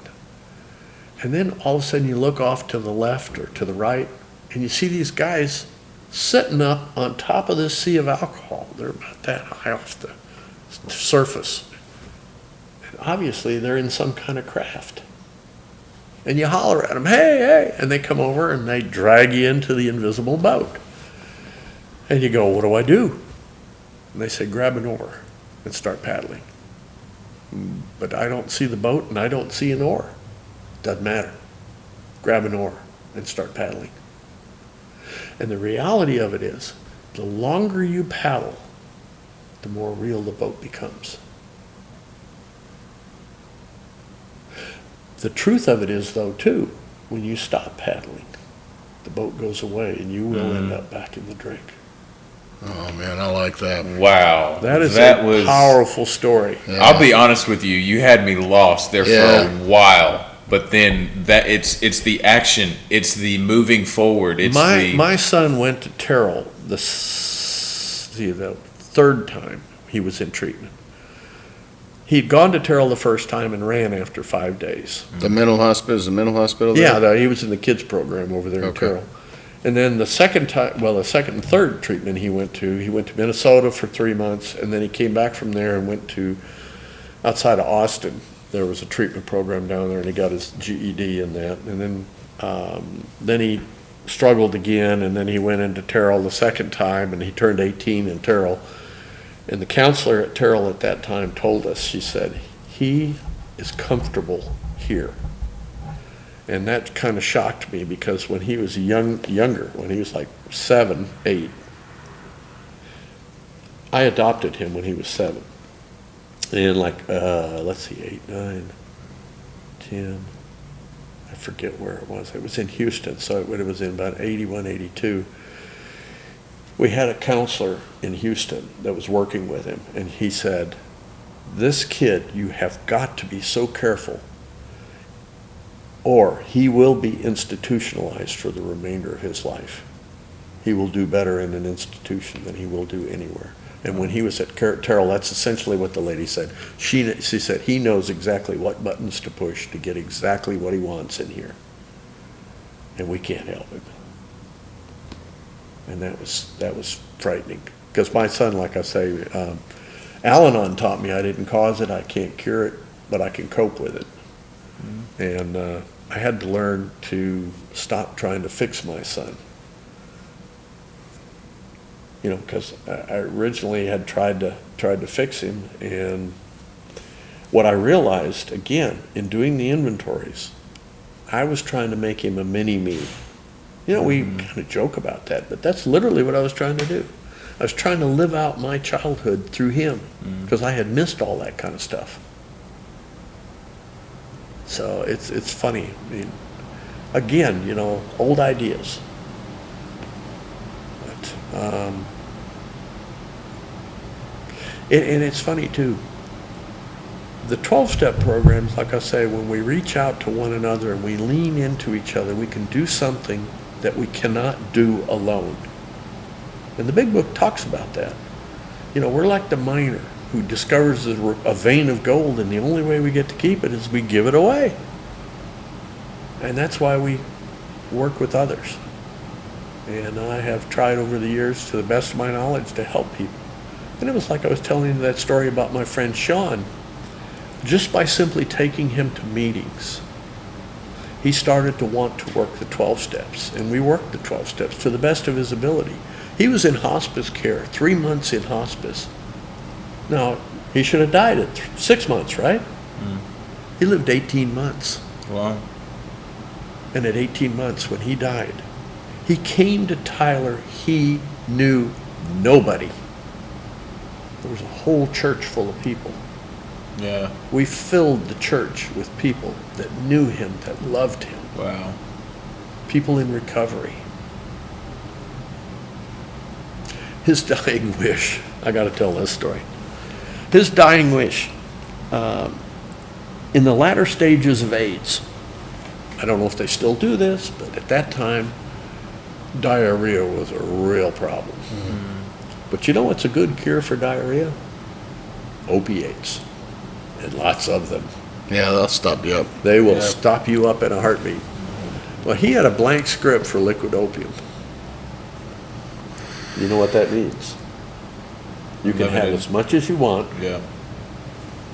at any time you want it. And I have seen people, when we had the hospice facility, I remember a guy come in one time, and he had one of those scripts. And there was a body there, but there was nobody home. Mm-hmm. Yeah. And the family came to be with this person when he was dying. And they were frustrated, and fearful, and angry.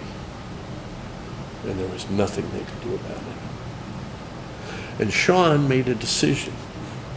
He and I had been working together. He had made amends to people. He'd made amends to his ex-wife. He'd gotten honest. And as he's dying, his dying wish, we tried to do dying wishes. His dying wish was to ride the Texas Giant over at Six Flags. Now, he's a guy that can't get out of bed, can't go to the bathroom, can't Lord. do it. He's a mass of pain. He had neuropathy through his whole body, but he was not going to take that opium. He was taking Vicodin 1 every 4 hours. I don't know what the dose was, but Yeah. he was taking as prescribed, 1 every 4 hours. And I was still making financial amends. This was 1992. I was still making financial amends because we had no money. And so I had to work, and so I would go see him in the morning, go to a morning meeting, and then I'd go to work. And that's pretty much been my routine in recovery. I've pretty well stayed with the morning meetings, even though I am retired now. But the day of the trip over to Six Flags, they said, yeah, send him over. We'll put him on the Giant. We don't care. And so we have found some volunteers. They had a van. We put a bunch of mattresses in there and pillows and set him in the van, and off they went. And the next morning I come back, this was the day before he died, and Sean's laying there in the bed, and he is still a mass of pain. And he was barely, he seemed almost unconscious, how they are when they're kind of doped up, but he was conscious. And I said, well, how is the Giant? Now, he's laying back in the bed like this. He opens his eyes and he looks at me and he goes, it was like being in a fucking car wreck. And then he's got this grin on his face. He's just, and I think about that, and I think, when he slid in through the pearly gates, all St. Peter did was he said, safe. Yeah. Mm-hmm. Safe. Because he had a God of his understanding. And he'd done the deal. He had taken the actions and cleared the wreckage of the past to the best of his ability. And God said, that is enough.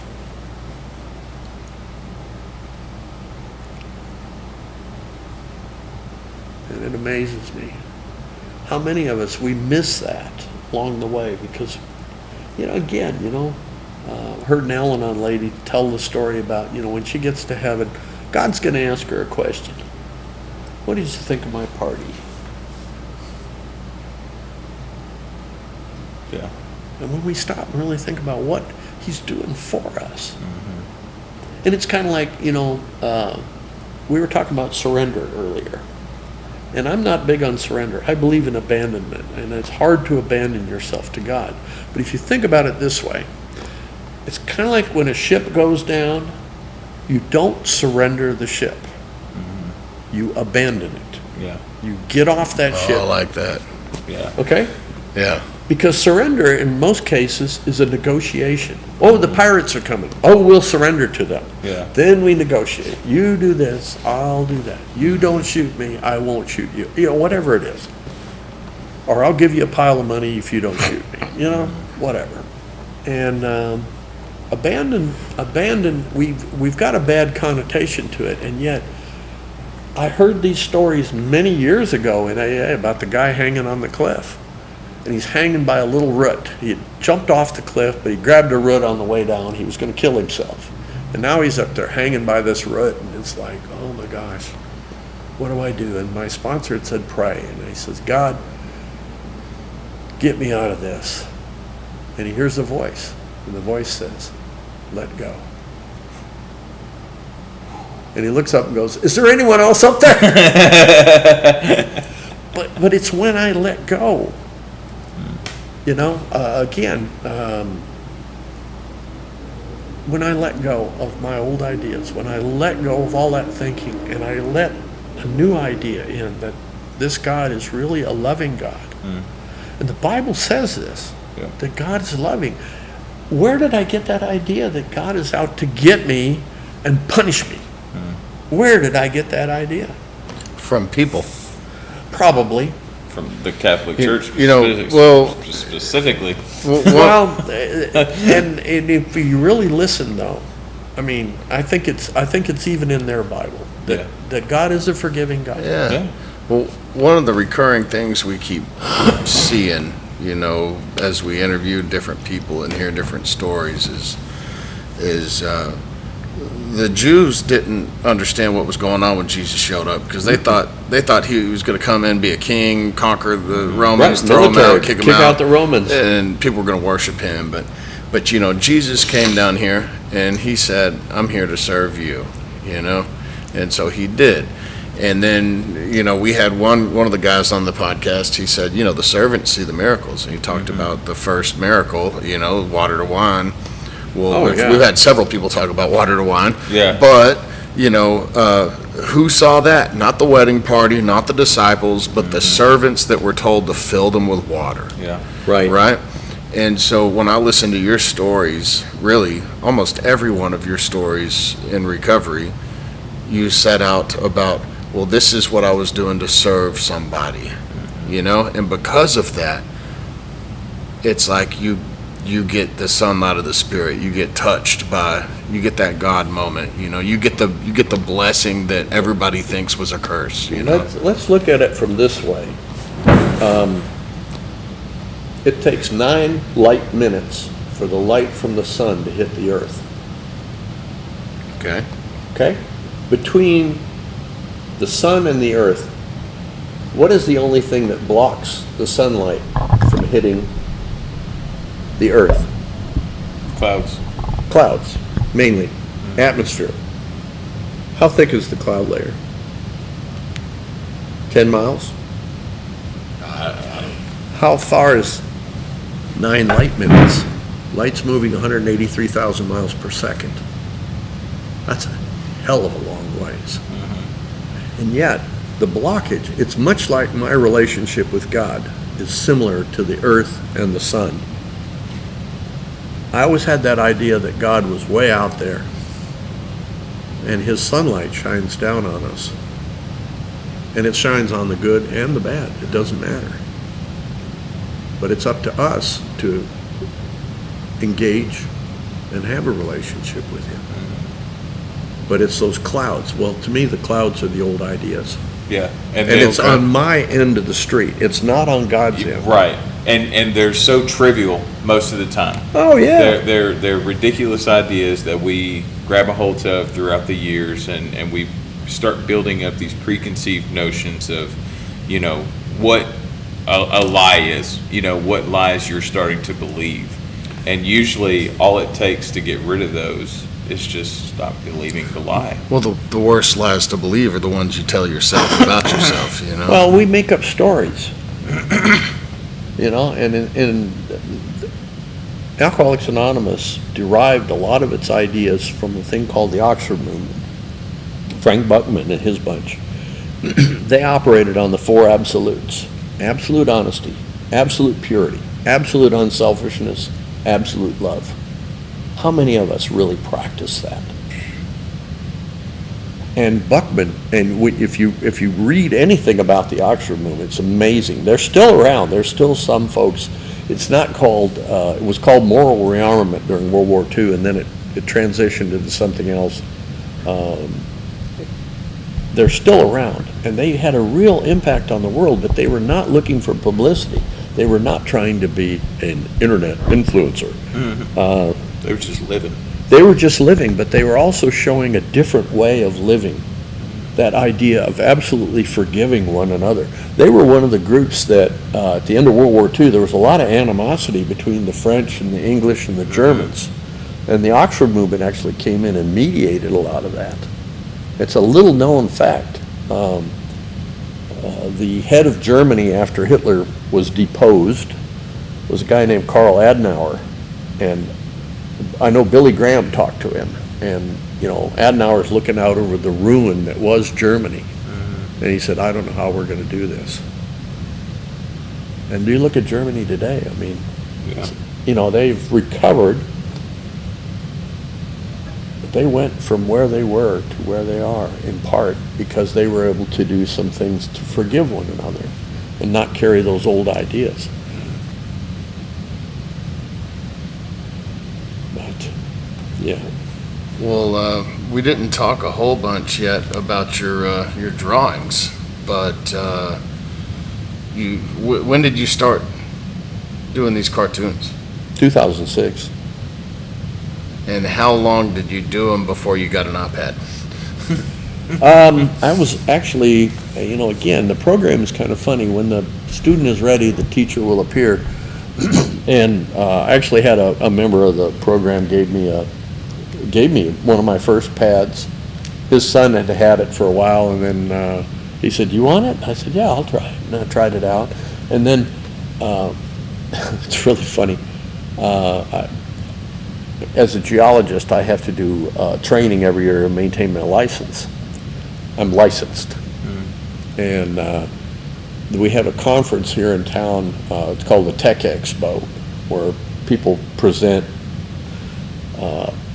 prospects, and so I was at one of the first prospect expos. One of the oil company service companies had a raffle, and I won my first iPad. I'm on my third one now. So. Yeah. So I mean, it's just kind of growing, and I have a website. If anybody wants to see some of my cartoons, they can go to dv-us.org.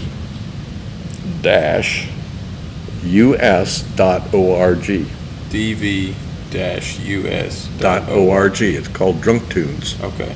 We'll definitely give that a plug on the socials. Yeah, it's just all lowercase. Yeah. And Drunk Toons, I've got a bunch of cartoons up there. I've done cartoons. I do custom work too. Not a lot, but I have a friend in prison that he's 13 years sober behind the walls. And he's up for parole here this year, so if you'll pray for my friend Lewis, I'd appreciate it. Absolutely. But he's been keeping his nose clean, and this guy, it's funny, again, is sobriety enough? And I think Lewis has gotten a lesson because he was sober when he went back to prison, but he was also on parole. And he got mad at a guy at a convenience store. Yeah. And the guy and him had a little discussion, and the guy pulled a .40 caliber on him and shot him 3 times because he had pulled. Lewis pulled the .40 caliber? No. Okay. The other guy. Okay. And he had a little penknife on him. Well, if you're on parole, you're a felon in possession of a weapon, and the judge threw the book at him. Oh my gosh. There's a lot of judges that should be in prison themselves. Well, absolutely. I agree with that. Yeah, well, needless to say, he served his first 10, and now he's on his second 10, and he's up for parole in November. Wow. But he's a good guy, very good guy, a veteran, and again, nothing but good to say about veterans, but I know a lot of them, the military, the way they were handling them for a long time. Here's some drugs, go away. Yeah. And I don't know. But he's in a veterans dorm now and doing well, it seems like. Is he going to be coming back to the Tyler area? He'll be back in Tyler to start with. I don't know where he'll land. Okay. His girlfriend, who's stuck with him, Wow. is in Michigan right now, so I don't know if he'll be moving up there or what he's going to do. But she's originally from Germany, moved over here when he served in the First Gulf War. Wow. But I think the military, too, it's like with my dad's story. I mean, Lewis served in First Gulf War, and he was in the point of the spear when they went into Kuwait. And his tank's job that day was to draw enemy fire. Yeah. Sounds like a fun job. Sounds awesome. Well, he was a driver, yeah, he was Yeah. the driver, and he said Iraqis never knew what hit them. They were Yeah. knocking them out from 3,000 meters through the sandstorm. So, Wow. but I did him a cartoon too, so I got a bunch of cartoons. Well, we'll have to have a discussion with him. Like that sounds like a pretty interesting dude right there. He's a character, he really is, Yeah. you know?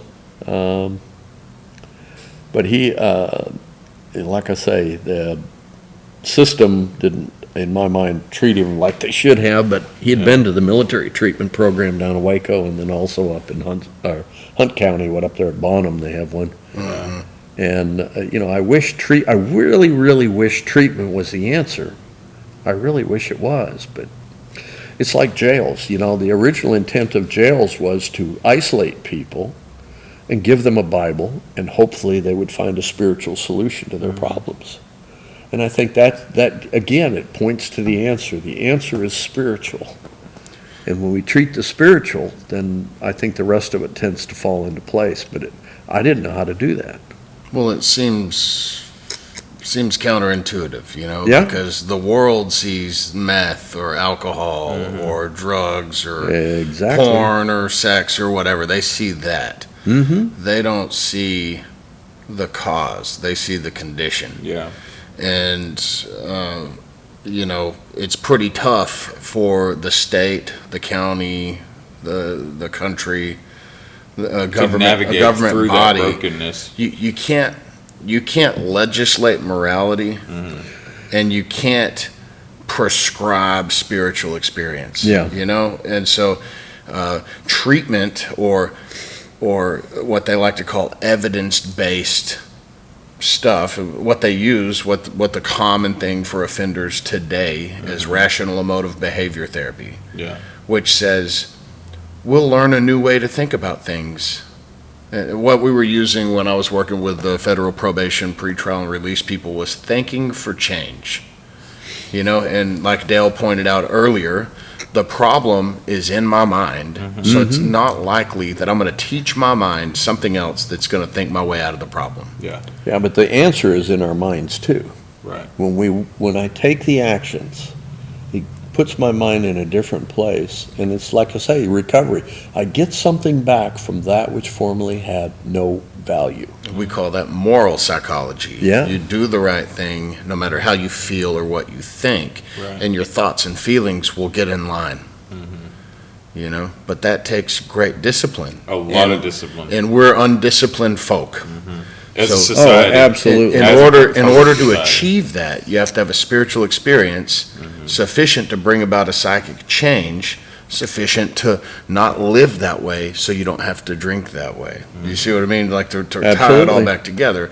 So we had, last week, we had on a tattoo artist in town, and we asked him, hey, when did you meet God, or when did God meet you? How did you figure out God? And he said, well, I haven't found any evidence that God doesn't exist. So a little different perspective. But he said, I know Trey, and I have other friends, and I've lost a lot of friends to addiction. And I've never known anybody that got sober or clean and stayed that way that didn't find God. Did you ever play with drinking birds? Yeah. This is about, you know what I mean? Like he basically said, like the evidence that God exists is that he's seen people get clean, get Yeah. sober, That was essentially Well, what he said. we all want to be like Moses. We all want that white light experience, the burning bush. Yeah. And the reality is that, God likes to be anonymous. These drawings are good, dude. Yeah. Yeah, so you self-publish on the website? Have you published anywhere else? I've got one book that I put together, and I've been lazy the last couple of years. I've got enough cartoons I could do another book. I've sold a few books, not probably less than 50. And but it's just, for me, it's more of a hobby now than it is anything else. And I just enjoy doing it, and I'm trying to be a better listener, because I think that was the other thing too. Before you can hear, you must first listen. And I have a sponsor right now that listens very intentionally, very intently. And he's kind of gotten on me about, sitting in meetings and I'll get a thought in my mind and then I'm off to the races drawing. And he says, no, when we're in a meeting, we need to sit there and we need to listen. We need to respect that other person. And he said, you can make notes. And I'm starting to do that. I'm doing that better. The electronic devices, I think, kind of fool us a little bit because they're so convenient. And what I'm doing, like at church now, is I'm taking a notebook with me and I'm writing down the sermons. And I recall that better than if I put them on my iPad. So, using a physical iPad. Yeah. I can't read books on an iPad or on my phone. No. Like, I really can't. Like, it's something that there's like a mental block whenever I've gotten on stage to do announcements or whatever. Like, if I have it on a piece of paper, I'm good. But if they text me the announcements to have on my phone, you can guarantee that it is going to go to the wind. Yep. And everything's going to scatter. So I'm with you on that. Like, I don't know why. There's literally no difference in the act of reading something, but there's just something mentally. It's tactile. Yeah. Yeah, I would have disagreed with you, right? But I had the second talk at Squirrel Camp last weekend. So we got this thing with the young the boys, kids? 17 to 21, Wow. 22.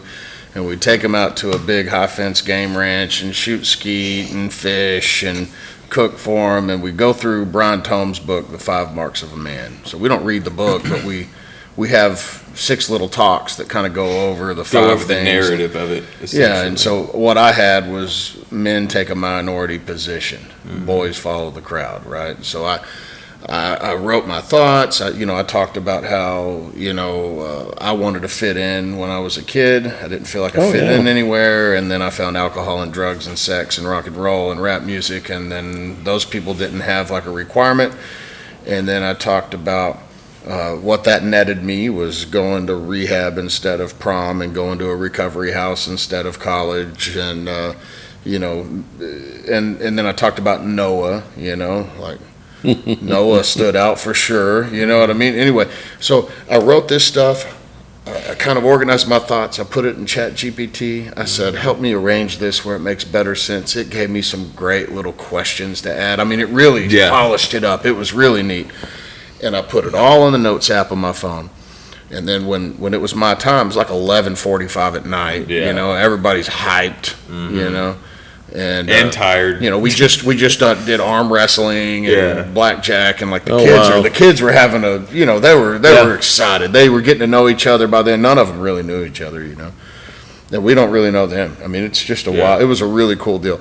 And Travis goes, okay, Trey, everybody circle up. So I get my phone out, and I got like 2 lines in and hit something, and it skipped a paragraph, and I kept reading, and I was like, they're all looking at me, and I'm like, I can't find where I was supposed to be, and then I just kept rolling, and I went, you know what, next time I'm printing this thing out. Yeah, absolutely. Yeah. Because I would have done better to just go, okay, blah, blah, blah, blah, blah. See, what you need to read is Fahrenheit 451. I've read it. I've got a copy of it at home. Yeah, because when they, that book was so insightful that, when we take away reading, the ability to read what the past, and we have the truth hole, we throw everything down the truth hole, that's kind of where we've been headed the last few years in this country. I hate to get political, but that's my belief, that it's got to change.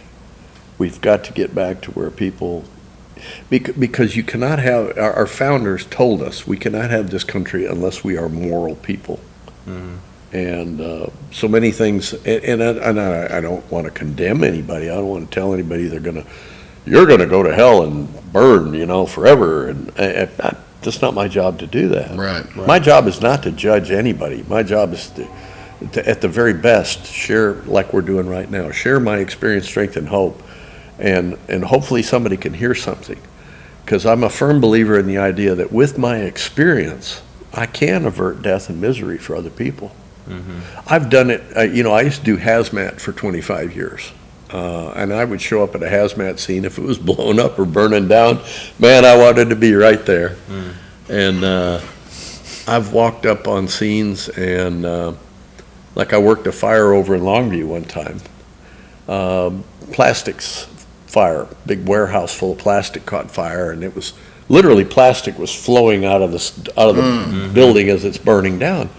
And the roof of the building came down on these bundles of plastic, and the fire department would put water on it, knock the fire down, and then they'd stop throwing water because they had a limited water supply. And then the fire would come back. And they're scratching their heads. They did this 3 times. And I showed up at the command post and I said to the chief, I said, you've got a problem here.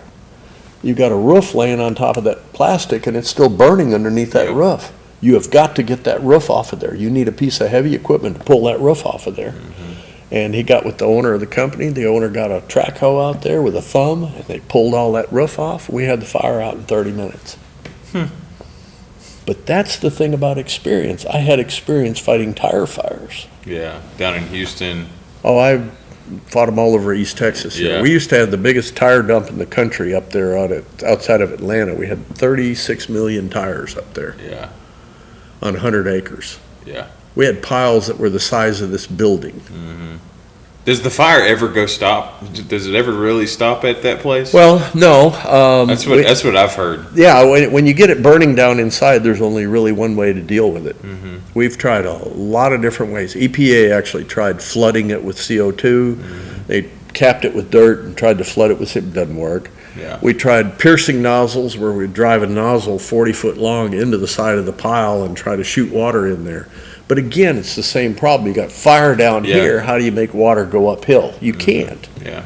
What you have to do, and the first big tire fire I worked on was in 1999.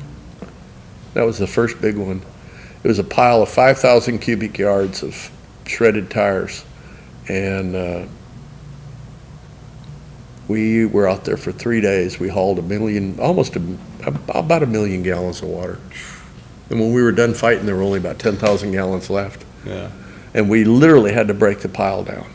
Wow. We just brought in heavy equipment and started breaking it down. Yeah. And we had all kinds of big toys. EPA came in and they brought in a monitor that'd throw water 500 yards. I mean, it was huge. But the problem is again, water hits the top, flows off, fire's down here. Yeah. Or evaporates before it gets to the main Well, source. if it's cooling the fire, that works. I Right. mean, that helps. But we did a lot of tire fires. Yeah. We did a lot of them. And But that's you- what you were doing when you did the shuttle? Well, the shuttle was not so much about tire fires. It was about the chemical constituents. Because we had. Well, that was just the job function, you know? Yeah, hazmat. I mean, my team, I was on a special team at that time called the strike team. And we came in to assist in the initial, because that was all a crime scene too. That was interesting too. And it was just funny, because people, within 4 hours of the shuttle going down, there were people trying to sell parts of it online. Yeah. And, On eBay and all yeah, that. Yeah. yeah. I And remember we hearing about arrested that. a bunch of people. I mean, Because that's federal. that was federal property. property. And Yeah. like I say, we recovered 40% by weight of the entire shuttle. It was amazing. Did line searches, fingertip line searches over 24,000 square miles. Wow. With how many people? 500 firefighters. Wow. They were mostly wood firefighters from like out west that fought in the forests and that, so they knew how to go through the woods. Found a lot of weird stuff too. So Wow. life is interesting. Sure is. Sounds like you've got a very interesting life. Well, it was painful and expensive enough. That's the way I look at it. Yeah. I mean, it's again, I'm nothing special, but I think the greatest gift we're given in life, I think, is the ability to help one another. There's a saying. My wife and I used to sponsor Alateens, and the kids taught us this. I've learned some weird things from kids. It's kind of like the third commandment. From a 7-year-old, I learned this. It says, "Thou shalt not use the name of the Lord thy God in vain." And most of us equate that with swearing. Right. And I don't want to rain on anybody's parade. If that's what you believe, go for it. But the understanding I have is that if I use God's name in vain, I say, "I don't trust you, God," you're not going to respond. That is using his name in vain. Yeah. And I think that has more import to me than the idea that GD this or GD that. Yeah. You know, most of the time when I would, like if I hit my thumb with a hammer, GD, well, he already has. You can make Exactly. That's the righteous indignation Yeah. that comes out Yeah. right then. You can Yeah. make the argument that that's a prayer itself. Yeah. Oh, exactly. you got that right. You got that right. And so if we focus on the negative versus the positive, and it's like I say, if I don't believe God's going to respond, there's an old saying about those, God helps those who help themselves. I think that's a false statement. God helps those who ask. Yeah. And if you're not asking, you're doing something wrong. Well, like the woman that touched his cloak. You That's know? right. She was seeking. She was seeking. And she had faith that if she could do it, Yeah. she would be healed. Right, and he was being touched by people in the crowd. Everywhere. Everywhere. And then all of a sudden he goes, who touched me? Who took power from me? Yeah, who took power from me? And he said, your faith has healed you. Yeah. Yeah, that is so true. Yeah. That is so true. I think we miss that. And again, it's those old ideas. We don't think God is really going to respond. And it's like sometimes we're surprised when we do ask, and then God shows up, and we're like, "What the heck?" Like, Well, it why is- would He do that? And it's like in my life, you know, that fact that I never went bankrupt, never had a deficit judgment. And then I look back on that and go, the only way that is possible is if there is a God. Yeah. And that, and I've had some other things that have happened, you know, that I think, you know, the God of my understanding loves to do 8 or 10 rail bank shots when he's playing pool. Bing, bing, bing, bing, bing, bing, Yeah, bing, bing. it jumps it over the table and it Yeah. bounces Off the fan. Yeah, I mean, and I'm like, oh my gosh, you know, how is that possible? Yeah. And it's funny, you know, so many people, and again, this is an observation more than anything else. So many people, we don't believe we live in the land of miracles. And I see Yeah. miracles all the time. Yeah. When a drunk gets sober, that's a miracle. Yeah. When a sinner comes to repentance, Exactly. that is a miracle. That within is a itself. miracle. Yeah. And we discount it. Because we're set in our ways. Right. Honestly, like there's no reason for me to look at my own self and say, I need to change.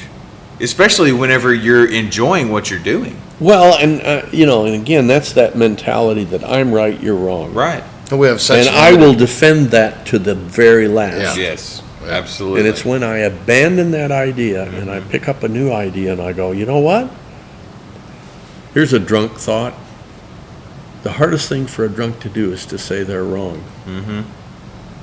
I agree with that. Yeah, it's a foreign language. And it's kind of like, I heard a guy from, used to live in Washington, D.C., died in Florida, but he talked about, his sponsor said, now you need to say, you're wrong. Okay. No, you need to say it. You need to say, you're wrong. Okay. Well, I did. No, you didn't. You didn't say, you know, and it's just drawing it out of people. I mean, it's just like, and when I was able to say to my son, I was wrong, there was a chance for some healing. Yeah. And again, you know, I'd have done anything for my son. I'd have died for him. But, you know, when I realized that I can't die for him, Yeah. and my best behavior, my best thinking at that time was killing us both. See? That's the thing too. That's where, we think, I've heard people say this, and I used to say it, I would love my son to death. And then I realized that is exactly what I was doing. And I had to stop doing it. Yeah. Love is a funny thing, when I had to learn to let go of my son, because I couldn't fix him. The first time we let go of him, he lived with us 5 times after he went to Terrell the second time.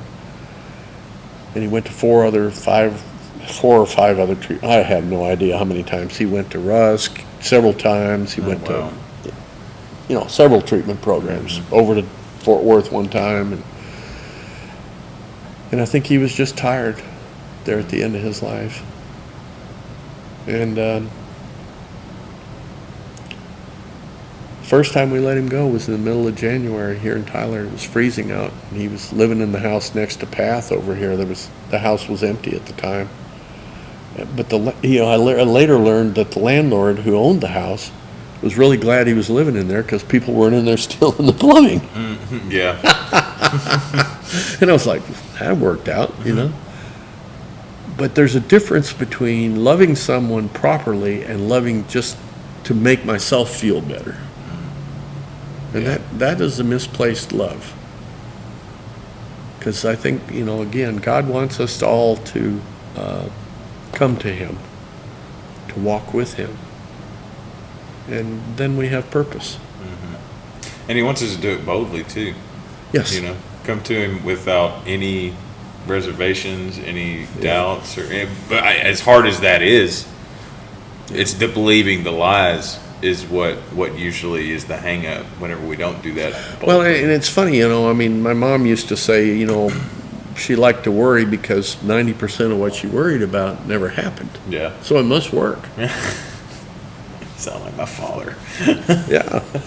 And it's when we discard those old ideas, and it's hard for me to trust in something I can't see, that's not tangible to me, that I can't feel.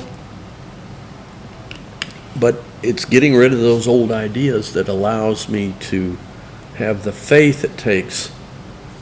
And what does it say in the Bible? If you have faith like a mustard seed, you can move a mountain. Mm-hmm. And the mustard seed's a very, very tiny seed. Yeah, and those mountains are pretty big. Yeah. Yeah.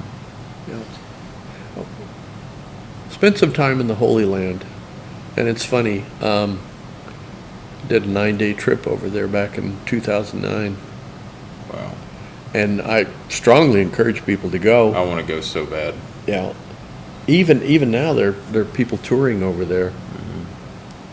Because that's a big part of their economy. And it's not a very big place. I mean, that was the thing that really stunned me about it. It's not very big. I mean, dang near the whole country of Israel will fit between here and Dallas. Yeah, in the sides of East Texas. They're saying that Jesus didn't travel more than about 100 miles through that 3 years. No, he didn't. He really didn't. And but that was true in this country. People didn't travel a lot. Right. I mean, when I moved from Wisconsin to Texas, I met people in Dimebox, in Giddings, old Bohemians down there that lived there all their life and had never been to Austin. Mm-hmm. They hadn't been 60 miles away. Yeah.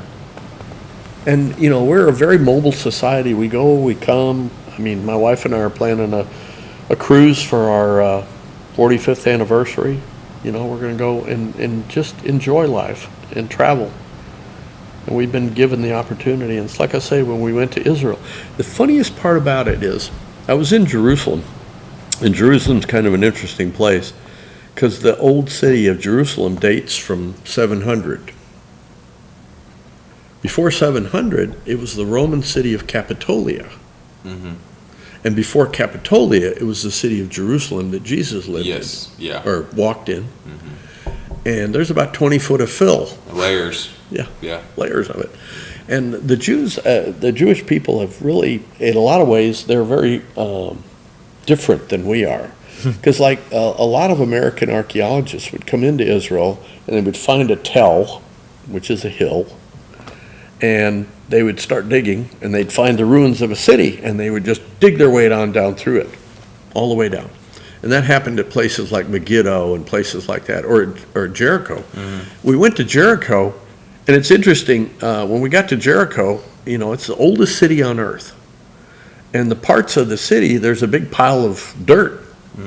And there was an American archaeologist, a lady, and I forget her name, but she came in and she basically just dug straight down.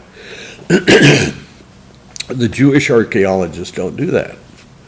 They hit something significant, and they want to preserve it, and they stop. Yep. And they stop. They no longer. Yeah, and they might move over. They might move over to another spot on that hill and start digging down again. Yeah. And that's the way they've done it at Megiddo, the Tell of Megiddo, or in Hebrew, Har Megiddo. Have you ever heard of Harmageddon? Oh yeah, it's in Revelation. Yeah. The hill of Megiddo. And there were 22 different cities there, and they'd build them up and they'd knock them down, and they'd build them up and they'd knock them down. And that's true in Jerusalem. There's been at least 3 temples there, even though they call it they want to build the 3rd temple. I don't know why they skipped the temple, one of the temples that was in the middle there, but It's probably a conspiracy. I don't know. There's a lot around them. But, it was interesting, and I did not feel very close to God in Jerusalem. It's like I say, we walked the Via Dolorosa backwards. We went from the Church of the Holy Sepulchre down to the, they call it where the scourging and the beating of Jesus. Yeah, the scourging of Jesus occurred. We went backwards down to there. And there's just a lot of religiosity that goes on there. What was funny for me, and again, I'm a drunk, and I know it today, but we were at Nazareth, which is interesting because, we think the little town of Nazareth or the little town of Bethlehem, they're big cities now. They're cities. And Nazareth is now a city of 77,000. At the time we were there, it was 77,000 was the population. And it's on top of a mountain. But if you think about it, at the time when it was the little village of Nazareth, it was maybe 300-400 people. And it was up on the mountain in part for protection. Because that was not agricultural land. It was a dwelling place. It was a place to dwell. There was water. And it was high enough where they could easier defend it. That's where most of the cities in Israel are. They're either on hillsides or on mountaintops. Yeah. Jerusalem is on a mountaintop. Yeah. And that's where the importance of the trade amongst the towns came into it in Jesus' day. The Via Mara was along the coast. Yeah. And that's the Roman road, the way of the sea. And the Phoenicians had settled along the coast there. They were the Philistines. They were the Lebanese up there along the coast there, Beirut, that area up there. That was all Phoenicians who were related to the Carthaginians. They were the people of the sea. And then the Hebrews were the hill tribes up in the mountains. And it's like, Jerusalem's like 2,400 foot elevation, something like that. A city on a hill. It's a city on a hill. And when they said we were going up to Jerusalem, they weren't lying. You go uphill to go to Jerusalem. And the way they did it, like from Nazareth, they didn't go along the mountains there because they would have to pass through the, who are those people? They didn't get along with The Samaritans. Samaritans, thank We you. were talking about them yesterday. Yeah, the Samaritans, they didn't want to go through the Samaritan villages, even though Jesus did. But they would go down into the Jordan Valley. They would drop down into the Jordan Valley. The Sea of Galilee is 750 feet below sea level. And then they would go down from Tiberias down 77 kilometers down to Jericho. Jericho is 1,700 feet below sea level, or 1,400 feet below sea level. And then the Dead Sea is 1,700 feet below sea level. And it's getting lower too. It's continuing, there's not much water going in there. Most of the water is getting used for irrigation. For the minerals and everything. Well, Oh, well, it's dead. Sorry. yeah, the Dead Sea, It's a well, Dead Sea. there used to be a brine shrimp or something in there. There was like one Yeah. but it's a funny place too, because you don't swim in the Dead Sea, you sit on it. You float in it. Yeah. Yeah, I sat on it. Yeah. It's just the That's funniest cool. feeling. It just kind of reaches up and grabs you by the butt, like you're like, whoop, and you're just sitting there spinning around. And but we went to Nazareth, and Nazareth Village, the YMCA in Nazareth, Young Men's Christian Association, has a facility there in Nazareth. We avoided the cathedral there. Again, nothing against the Catholics. I don't gain a lot from going to a cathedral. To me, it didn't give me much. In fact, some of them were built, I think, for the wrong reasons, but that's another I story. agree. Yeah.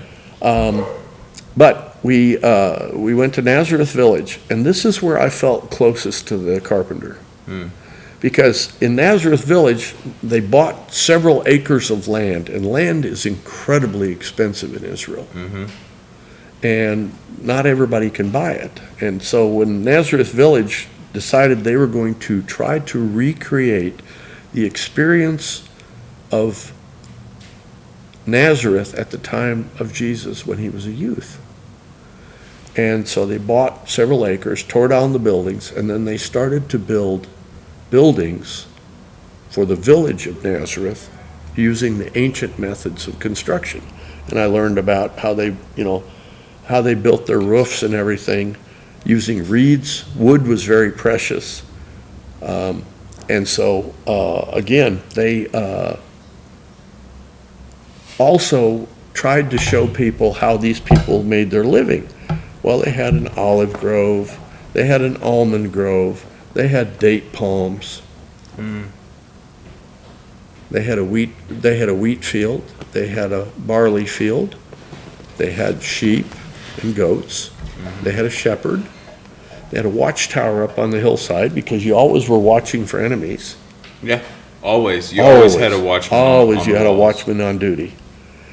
But one of the things, we're walking through this thing, and we had an Israeli Christian was leading us through this facility.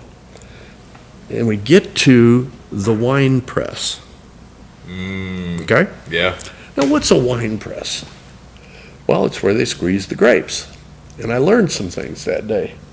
Because this was kind of a very unobtrusive thing that I would not have called a wine press. I would have called it the kids' swimming pool. The swimming pool. Right. You ever seen a little kid's swimming pool? It's maybe 6 inches of Oh, water. yeah. And it's 20 by 20 or 20 by 10 or whatever. Yeah. So a little place where you can put the kids in there. Well, why did they do it that way? Why didn't they use a machine? The Greeks knew how to make machines that could crush grapes. Well, why didn't they do that? And I was like, I don't know. I mean, why didn't they knew about cranes? They had cranes that moved huge blocks of stone, Yeah. right? So why didn't they use a machine to crush the grapes? Well, a wine press, and you see it in the movies. A lot of them are getting it right now. You see there's young people in there stomping the grapes. Well, why do they stomp the grapes? Well, I can't stomp grapes now. I'm 69. And I have no pads on the bottom of my feet. With no pad on the bottom of my feet, I couldn't do what Trey is doing right now, walking around barefoot. I wear slippers around the house because it bothers my feet. When we're young, we have a pretty thick pad, and that's when you can see like a little kid walks through a gravel parking lot, and it doesn't even Yeah, it slow doesn't him even down. bother He's him. running along, and whatnot. You have a pad because the reason you have to have that pad is if you crush the grape and you crack the seed, the wine becomes bitter. Okay? Okay. I think I'm following you. Yeah. Yeah. It becomes bitter, and it's no good. It's only good for making vinegar. So the machine would end up That's- breaking the seed. The modern machines know how to control that pressure, Yeah. whereas the ancient machines, they didn't have the sophistication that we have to measure that pressure to where we can control it, where it doesn't crush the grape. Yeah. And so, the guide is standing there telling us about this. We know this village is recreated. And he goes, but this isn't. This wine press, when we tore one of the buildings down, we found it. And everything in Israel is aged with pottery shards, and they're very good at it. They know certain styles were popular at this time, at this time, at this time, at this time, at this time. The shards that they found in the deeper, here's the other thing. Now, how do you get the wine out of once you've crushed the grapes, how do you get it out of there? You dig a deeper pit. So you got a little shallow. Flow? Yeah. Okay. And then you have a channel Got you. that feeds it to the deeper pit. You put an amphora in there or a wineskin, you catch the wine. It's brilliant. You don't, all you need is a slab of limestone, and they got lots of that in Israel, and you can make you a wine press. And then, you can get the wine out, you can put it in the wineskins, and you use new wineskins because if you put it in old ones, it'll burst the wineskin. Yeah, because they've dried out. That's like the parable. Yeah, just like the parable. And what we found, and this was the most fascinating thing to me, was he said, we dated the shards in the deeper pit at the 1st century. And I went, Jesus walked here. I know he did. Yeah. And for me as a drunk, I relate to that. Yeah. Because when I was younger, we had wine around the table in that. We never thought anything about it. But today I don't have to have that wine. And I can have that communion with God. So. And he brings us a table. He sets a table for us. He sets the table in front of our enemies. And tells them to flee. Yeah. Yeah. Yeah, man. And he blesses us. Yeah. So that's my story. Like I say, it was expensive and painful enough. And I'm sure my wife is going, where in the heck is he? I told you it's probably going to end up going more than you think. Yeah. I had no conception about how long this would go, so I'm fine with this. 2 hours. I have a question for you. I'm not trying to question you. It's something that I've wrestled with a little bit, trying to understand too. But, and I guess I'll give you a statement and then the question. So, I believe, or I think I've examined and understand a difference between, say, identifying as a gay Christian or identifying as a Christian who struggles with homosexual tendencies, right? So I'm just using that as, clearly, I'm not saying that we're gay or whatever, you know what I mean? But I feel I've had conversations with other Jesus following believers, that they're like, well, Trey, you're not an alcoholic because, Jesus saved you. Yeah. And I'm like, yeah, but if I put alcohol in my body, I know what happens. Oh, yeah. And it's not what happens to everybody. It's what happens to a separate group of people. So I'm not trying to diminish what God has done for me at all by saying that I'm an alcoholic or I'm in recovery. I just wanted to get your take on that because it seems more clear cut for me when I look at the gay example than when I look at the recovery example, Well, and again, I've worked with a lot of gay people over the years, and wonderful people. Wonderful people. I have friends that are gay, and again, I can't condemn them. I can just read what the Bible says, that they're off the beaten path. Right. And it's even like with sobriety. I've tried to sponsor gay people, and I've watched them live with it. I've watched them die with it. Well, I guess I want to be specific. I think what I'm asking is, do you feel like saying that you're an alcoholic or saying that you're in recovery. Or that you're a drunk. Or 'Cause that that's you're what a you- drunk, that's what right? you Okay, said so, the right, whole I'm asking because I think that people are gonna listen to this that don't Yeah. have a deep-rooted understanding of alcoholism, you know, and I want this to Well, be the easy for problem them. is, most people have not fought in the arena that we have fought in. Right, I'll agree with that, but what would you say to somebody that says, hey, you're identifying with your sin instead of with your Savior, by saying, I'm a drunk? Do you see what I mean? Yeah, I see what you're saying. I mean, it's kind of semantics, but like, this is a real thing that I deal with on, you know. Well, and again, I've been part of a group that failed because I tried to run the show. Okay? Because you were in charge. I'm in You were charge the big, with the big C. Yeah. You know, and people voted with their feet. And, you know, and it's funny, I mean, again, it's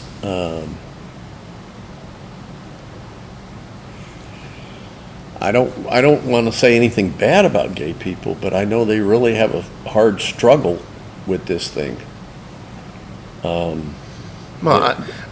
I'm just like, maybe the gay thing was a bad example because, like, I don't have an issue. Well, but you see, it goes back on that. If you haven't been in that arena, Sure. you don't understand. Nice people would say things to me like, Vodak, you drink too much. And I'd say, no, I don't. They don't make enough. If you knew what it felt like to be me, Yeah. you would co-sign all of this. You'd let me Yeah. drink. You'd go get it for me. Yeah. That the best thing people can do is hold me accountable. That's the very best thing people can do for me, is hold me accountable. Yeah. And it's like I had to learn that with my son. I mean, I learned it from watching his failure, but also being there to, and again, I didn't know everything about his journey, because he tried a lot of things. And I've had people tell me that, well, he was an alcoholic. Well, I don't know. Only he can say he was an alcoholic. That's why I say, but you know, he sure had a lot of the symptoms. But hasn't God delivered you from alcoholism? Aren't you healed? Are you not an alcoholic? Are you still an alcoholic? Oh, I think I am. I don't think, you know, again, the big book talks about, it says, it becomes our greatest asset. Does that mean that it's totally gone? No.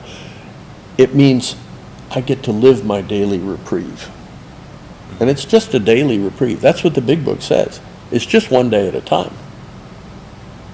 A lot of people don't understand that. They think we get sober and then, well, we just go and, you know, it's going to be butterflies and, you know, puppy dogs and all that forever. And there are some people that can do that, but I don't personally think they're alcoholic. They may just have been heavy drinkers. Yeah, I would say that if you stop using drugs or alcohol and do nothing else and your life gets better, you probably don't have the problem that I have. Yeah, because, you know, again, the big book suggests that, you know, when we stop drinking, we get worse. And I can relate to that. Because in those early days of sobriety, I was in pretty rough shape. And it's like I say, when my second sponsor died, I couldn't go 2 days without finding somebody to, I went to his sponsor and asked him if he would sponsor me. Because I don't do well unattended. The old ideas creep back in. And personally, I have found several people dead. You know, because when we isolate, we intoxicate. And, you know, and again, that conscious contact Yeah. with God. I believe, you know, God created us for community. And I have a community that's around me. When my son died, I didn't know what to do. I absolutely did not know what to do. I got the call from his wife, please come. My wife and I called my sponsor. He and his sponsor almost beat me to their house in Chandler. And I got there and the fire department was there. And the firefighters, the gift to me that night was the firefighters would not let me in that room where he was hanging. He had hung himself. They would not let me in there. And I'm just big, dumb, and happy, and I'm gonna go in there. I can handle it. Yeah. I had been part of a body recovery detail when I was in the fire department down in Spring. And to this day, I cannot tell you what I saw. It traumatized me. And the mind puts up defenses against that. And I'm grateful to firefighters, like I say. My last memory of my son was out there fishing, out by Chandler out there. We were fishing out there in the little Natchez. And he had called me a week before he died and said, let's go fishing, Dad. And I knew he had forgiven me. Wow. A week before he died. Wow. But he was taking antipsychotic medication, self-prescribed, and smoking dope. So I don't think it's When you say dope, you mean marijuana? Marijuana, yeah. Okay. Yeah. Just there's different generations have different words. Yeah, different I words for understand. it all. I understand. We'll get our terminology down here. And nail it down. You got it. But a week before he died, and then a week later, we get a call from his wife. And that week, I mean, the next day, I was supposed to go to work, and I got up, and I went to my morning meeting, and I walked in there, because I didn't know what else to do. And I was lost. 2 members of the AA fellowship and a member of Al-Anon took me prisoner for a week. And they would not leave me alone. Because they knew, Yeah. I don't know how they knew it, but they knew it, that what I was capable of. Yeah. Because I have been homicidal. I have been suicidal. And they took me prisoner and would not leave me alone. And we planned a funeral as a group. That was a trip. We're laughing, then we're crying, then we're laughing, then we're crying. Mm-hmm. You know, it's just so funny, you know. And I look back on that, and I was trying to work with a guy at that time that I have not seen him since. And the night before my son died on a Sunday night, and the following Friday was the funeral. I have paid for a funeral that was not my own, and I have paid for a divorce that was not mine. And night before the funeral, I get a phone call. And it's this guy. And Terry said, and he's crying on the phone. He said, how are you doing this? I don't know how you're doing this. And I said, I don't either, Terry. I am just so held up I could not fall over if I tried. Yeah. Yeah. That community around you, man. That's Isolation. the hands and Isolation will feet. strangle you. Yeah. Well, and there was a guy I tried to work with, my friend Happy Steve, who was gay. Yeah. And his nickname was Happy Steve. Happy Steve. Happy Steve. And he tried to get sober. I mean, and I knew him when he and his partner used to come into AA meetings. There used to be a gay meeting here in town. Oh, really? Yeah, years ago, many moons ago. And that meeting died. And my personal opinion, and again, I'm not trying to judge anybody, I'm just observing. I have not seen a lot of success in that community. And I don't know what to tell them. I mean, I've seen some gay couples that stayed together. I watched a very loving gay couple that stayed together, and one guy is dying from AIDS, the other guy's trying to take care of him, and you know, that was amazing to watch. But I wish it worked. I wish it worked. And this gentleman, Steve, he was in and then out, and then his partner left him, and then he's back out again, and then he went to prison, and then he came back, and then he's in, and then he's out, and then he's in, and then he's out. And he used to come to our meetings. He was getting a business together. His parents were trying to help him. And for a while there, it worked pretty good. Because he had this dog named Molly. It was a It was a red lab, Irish, or not a lab, but is she an Irish setter? But needless to say, this dog literally saved his life. He was desperate one day and he was praying, and this dog showed up. And he used to come to our morning meeting, and he would come in there and he'd bring Molly in, and Molly would introduce herself to everybody in the room. She was the sweetest, smartest dog I've seen in a long time. And then he would say, Molly, go sit in the truck. And she'd open the door, she'd run back out and jump in the truck, sit in the front seat and wait for him. Well, he went to the meeting. And then one day, somebody, and I'm not going to say what club it was, but they said the wrong thing to him. And he got a resentment. It had to do with Molly. And he got a resentment, and he went back out. And he was gone for 3 months. And when he came back, he had lost everything. Business was gone. Wow. Somebody had stolen his truck. The people he was running with were stealing his truck, and it was. And we tried to help him. Me and another guy. We were going to help him, and that was on a Friday. He was at the meeting, and okay, Steve, we'll come out to your house, and we will help you try to get your old truck running so you get some transportation. And he had a house out on Lake Tyler. It was on the water. His parents had given him, or grandparents had given him the house, and he had burned the house down. He was living in the garage. And, you know what I'm talking about. Yeah. I mean, and it was just funny, and so the following, I said, Steve, we'll be out there the following Monday, and then the phone went dead, and I tried to call him several times, and I grabbed this guy, and we went out there the following Monday morning, and walked up to the house, knocked on the door, and the dog opened the door for us, and Steve's in there dead. Wow. He'd been sitting on a pile of pills, and I don't know if he thought Lissy overserved himself, or if he committed suicide. I really don't know, but he was gone. And, the seriousness of the disease of alcoholism. And I think, again, I mean, we try to treat our disease. We use sex, drugs, rock and roll, whatever it is. Whatever gets in the way between me and God. Mm-hmm. Yep. And that's where in some ways I think the sex can get in our way. And that's part of the reason I did AIDS work. I was having struggles with that. And that taught me a lot. Because it's my behavior that gets me in trouble.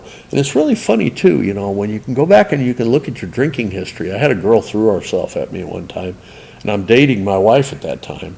And so we're a couple, and I'm like, this girl, I get drunk one night with her, and she throws herself at me, and I was too drunk to do anything. And I can look back. Win! It's a win! No, it really was. It was a win for me. Because I think every time we engage in that kind of behavior, we give a little bit of ourselves away. Yeah. And it's funny. I mean, and I don't know. I've heard some stories about men that are like very famous athletes, and they've slept with 10,000 women, and it's like, okay, what do they get you? Nothing. Yeah, Nothing. Vanity. It's all vanity. Solomon told us that. And so, again, it's just one of those things. But, yeah. And finding Steve like that. But, the blessing that came out of that, I have dinner with his son. Oh, wow. He had been married, had a son, and he and his son and I, we get along really well. We talk. We've been talking ever since his dad died. Wow. We get together maybe once a month, have breakfast. And such a blessing. You've had a lot of loss. Well, we all have. We're not getting out of this unscathed. But, we're being forged. And if you ever watch, it's kind of like, and the big book talks about that. It says we are forged on anvils of experience. You ever watch a blacksmith work with an anvil? Mm-hmm. And he makes beautiful things. The anvil of experience. We make beautiful things. But there's got to be sparks. There's got to be heat. Pressure. There's got to be pressure. I think that should be the name of the episode. Anvils of experience. Yeah, anvils of experience. And one of the guys that leaned into me when my son died, my friend Fred. He had a rough go. His wife divorced him, and he lost everything. And I could never get him. He lived in Gilmer when I first met him, and he used to come down to my group and spend time with us when he could, but he didn't live in Tyler, and he never lived in Tyler. And then he had to move over to Longview. He took a job with a little company over there, and he worked for them. But he could take a piece of steel and make it look like a flower. I mean, he just had that gift. Self-taught. Wonderful, wonderful blacksmith. But he couldn't make a living at it like he had when he and his wife were together. He couldn't make a living at it. It was hit and miss. And so he's doing this other thing where he's working for this guy. And I encouraged him to get involved because, see, again, I believe in the action part of the program. If I'm not taking action, I'm not doing anything. And I know this from my experience. I've watched people come in, take actions, their lives get better, and when they quit taking the actions, their lives gets worse. And then they go back out. And Fred didn't go back out, he committed suicide. When he got to the point where he could not take care of his dog, he committed suicide. And he was one of those that stood with me that week when I could not stand.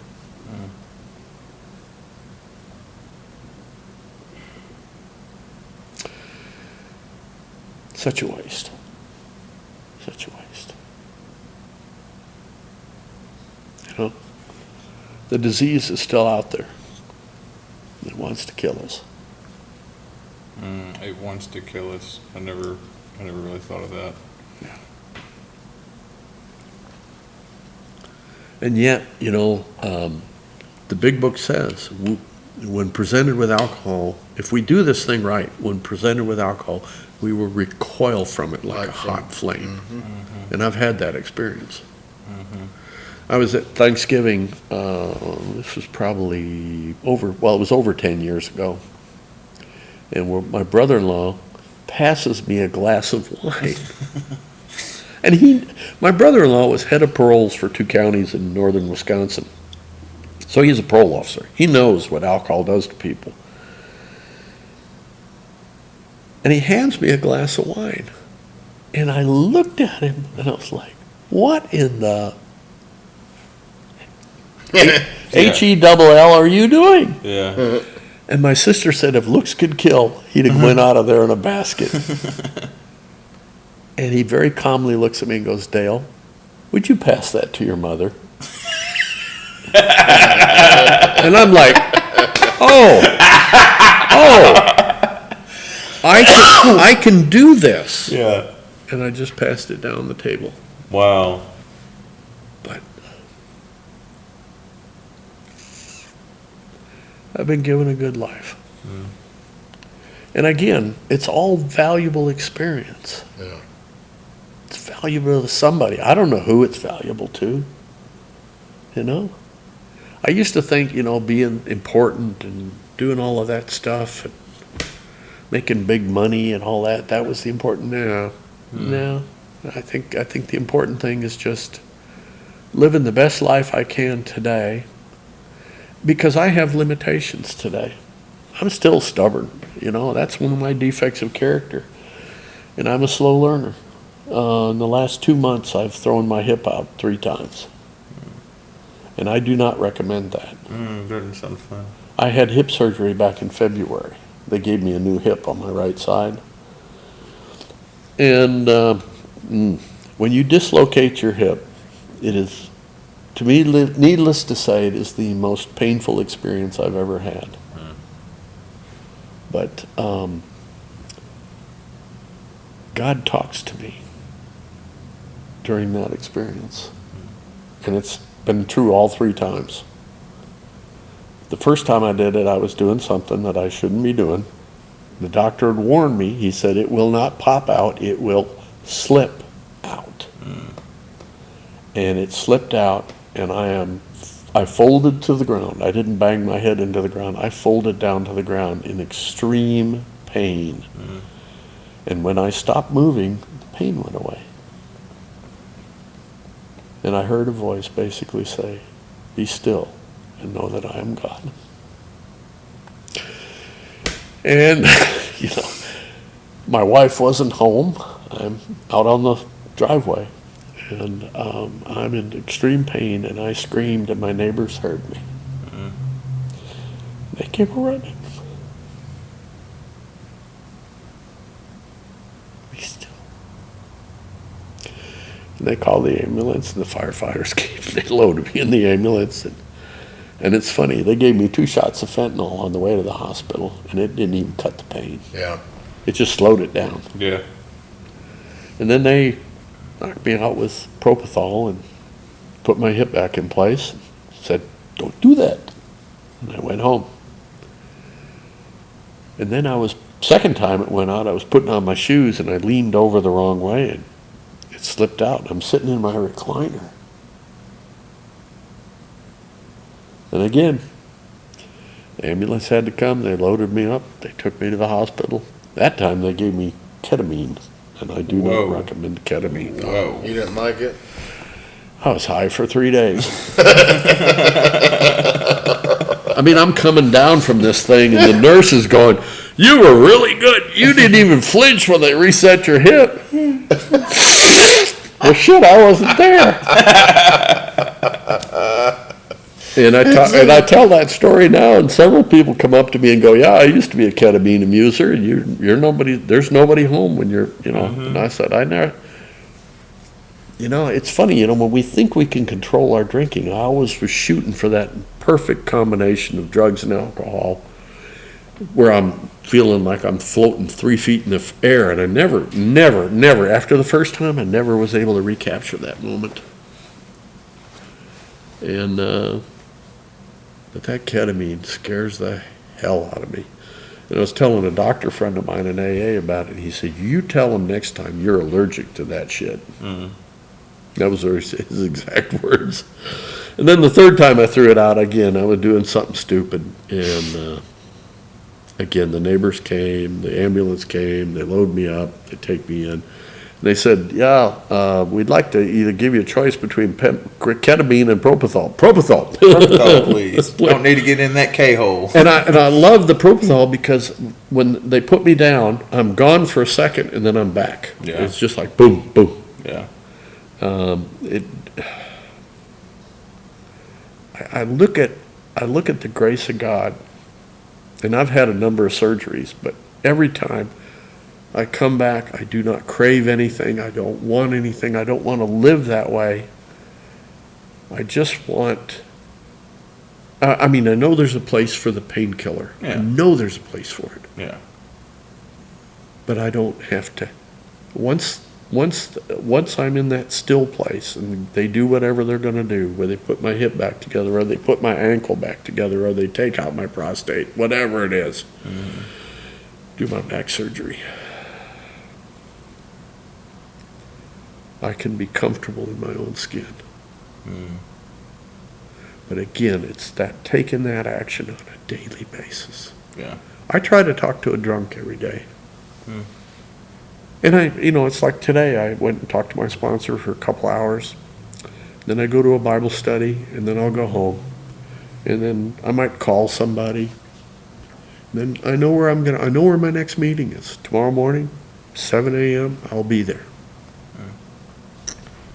And people can count on me to be there. And people are concerned when I'm not there. Yeah. Because that is the gift of presence. When I can be present in the moment. When I was doing drugs and alcohol, I was not present. I went through college on the 5-year plan. It's 4 years of college, but I took 5 years. Because I had to reset my major, And it's funny, how God works even in that. He gave me a good life. I just didn't know it at the time. Yeah. He just keeps showing up. Oh, yeah. Well, this has been a wonderful episode. It's been nice just to get to know you and get to know how God has shown Like I say, up. my life is an open book today. And again, I've done a lot of degrading things and a lot of deviant behavior, and I don't focus on that today. That's in the past. It's those, again, it's, I wish my dad had gotten the gift that we are given. But most of the veterans of World War II, especially the ones that were in combat, if you run into somebody that's talking about being in combat, they probably weren't. Yeah. Because the ones that were really in the middle of the mix, Don't want to relive it. they do not want to relive it. And yet, when they get together, much like in AA, we get together and talk drunk stories a little bit, but we really want to focus on the recovery part of the program. Right. I knew how to drink. I never had a problem drinking. I never did. They just didn't make enough. And I'd be thoughtlessly overserved. Yeah. And I'd be unswallowing. Yeah. Most people call it puking, but, And the people I ran with, I think about one time we had a party and I'm in there, unswallowing and talking to Ralph. I was worshiping Ralph at that time. And the guy behind me goes, "Hurry up, I gotta unswallow too." These are my people, Yeah. And I mean, and just busy destroying my life. And yet, it's funny, I had a roommate, he retired from Lockheed Martin, he was an engineer. Ralph never had problems with it. Never. He drank a lot, but he never had problems. Hadn't cost him. I had another friend, good friend. I go to see him in Arizona, and he's done well. He's getting ready to try to open a copper mine right now in Arizona. Reopen one, actually.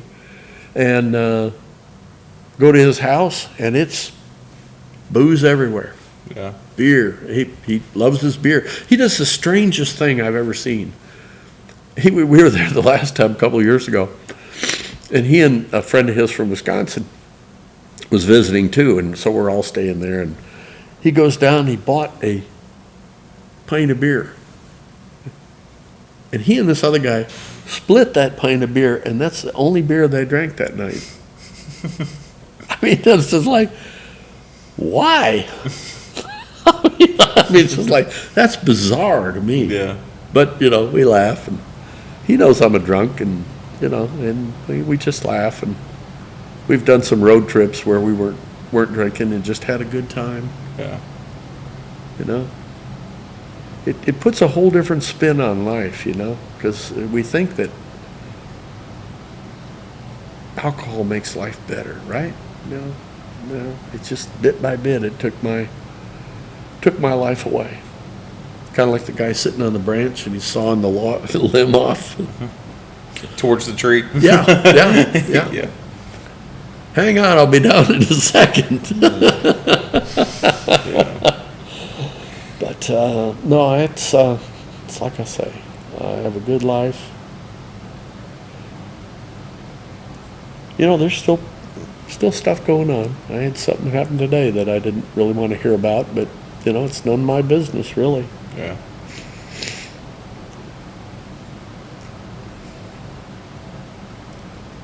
But it's that thing. If I stay in the present moment and I just trust that God's going to work it out. Learning how to pray for people, Yeah. and just surrendering the outcome. Yeah. Get rid of your Abandoning. Yeah. That's it. Yeah. That is it. I mean, because again, I think I know what's best, and God says, no, you don't even have a clue what's going on here. Yeah. Yeah. What? Can you give us the website again? dv-us.org.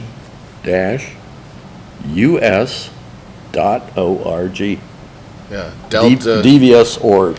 Delta Victor dash Universe Sierra ORG. Oscar Romeo And Golf. it'll pop up, and it will pop up as Drunk Toons. Drunk Drunk Toons. Toons. Okay. Because that's hang on. Are you double checking? No. Oh, yeah. No, I pay for it. If you just go to Google. So you can just go to Google and type in Drunk Toons? No, well, I don't know if it'll pull Drunk Toons. I know it'll pull dv.us.org, but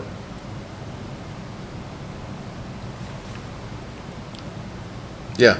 there it is. It'll pull it up. Takes a second to load, but dv.us.org. Okay. Yeah, cool. And the opening cartoon is one of my favorites too. Well, that's the homework for this week. Y'all go check this thing out. You really can't appreciate it without seeing it. If you've seen any of Aaron Hines' work, I'm not gonna rank these guys, but in their own media or medium, I don't do anything in color. I prefer working in black and white. I've only got one or two color cartoons Yeah. because I think it's harder to do it in black and white. It's catch like black and white. contrast, yeah. It's like black and white photography. I love black and white photography because there's so much detail in there. It's like recently a buddy of mine went to the Taj Mahal in India, and he sent back this beautiful picture, kind of a classic view. You're looking down this boulevard that goes down to the tomb, okay? And it's beautiful, and there's thousands of people in the picture.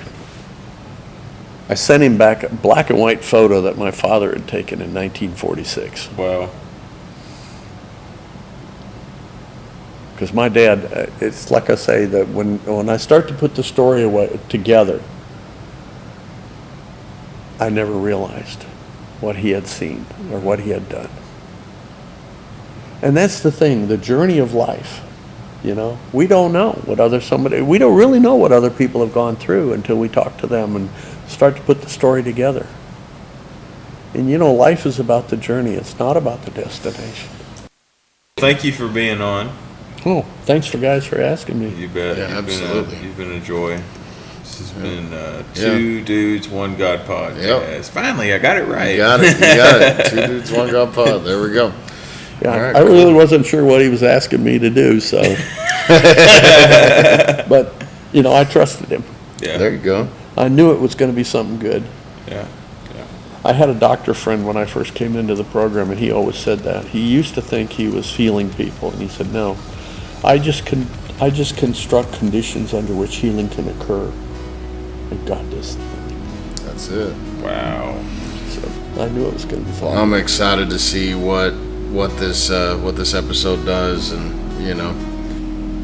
Hopefully some healing. Well, it gives me pause. Yeah. Because it's like I say, I mean, all we can do is share our experience, strength, and hope, and God does the healing.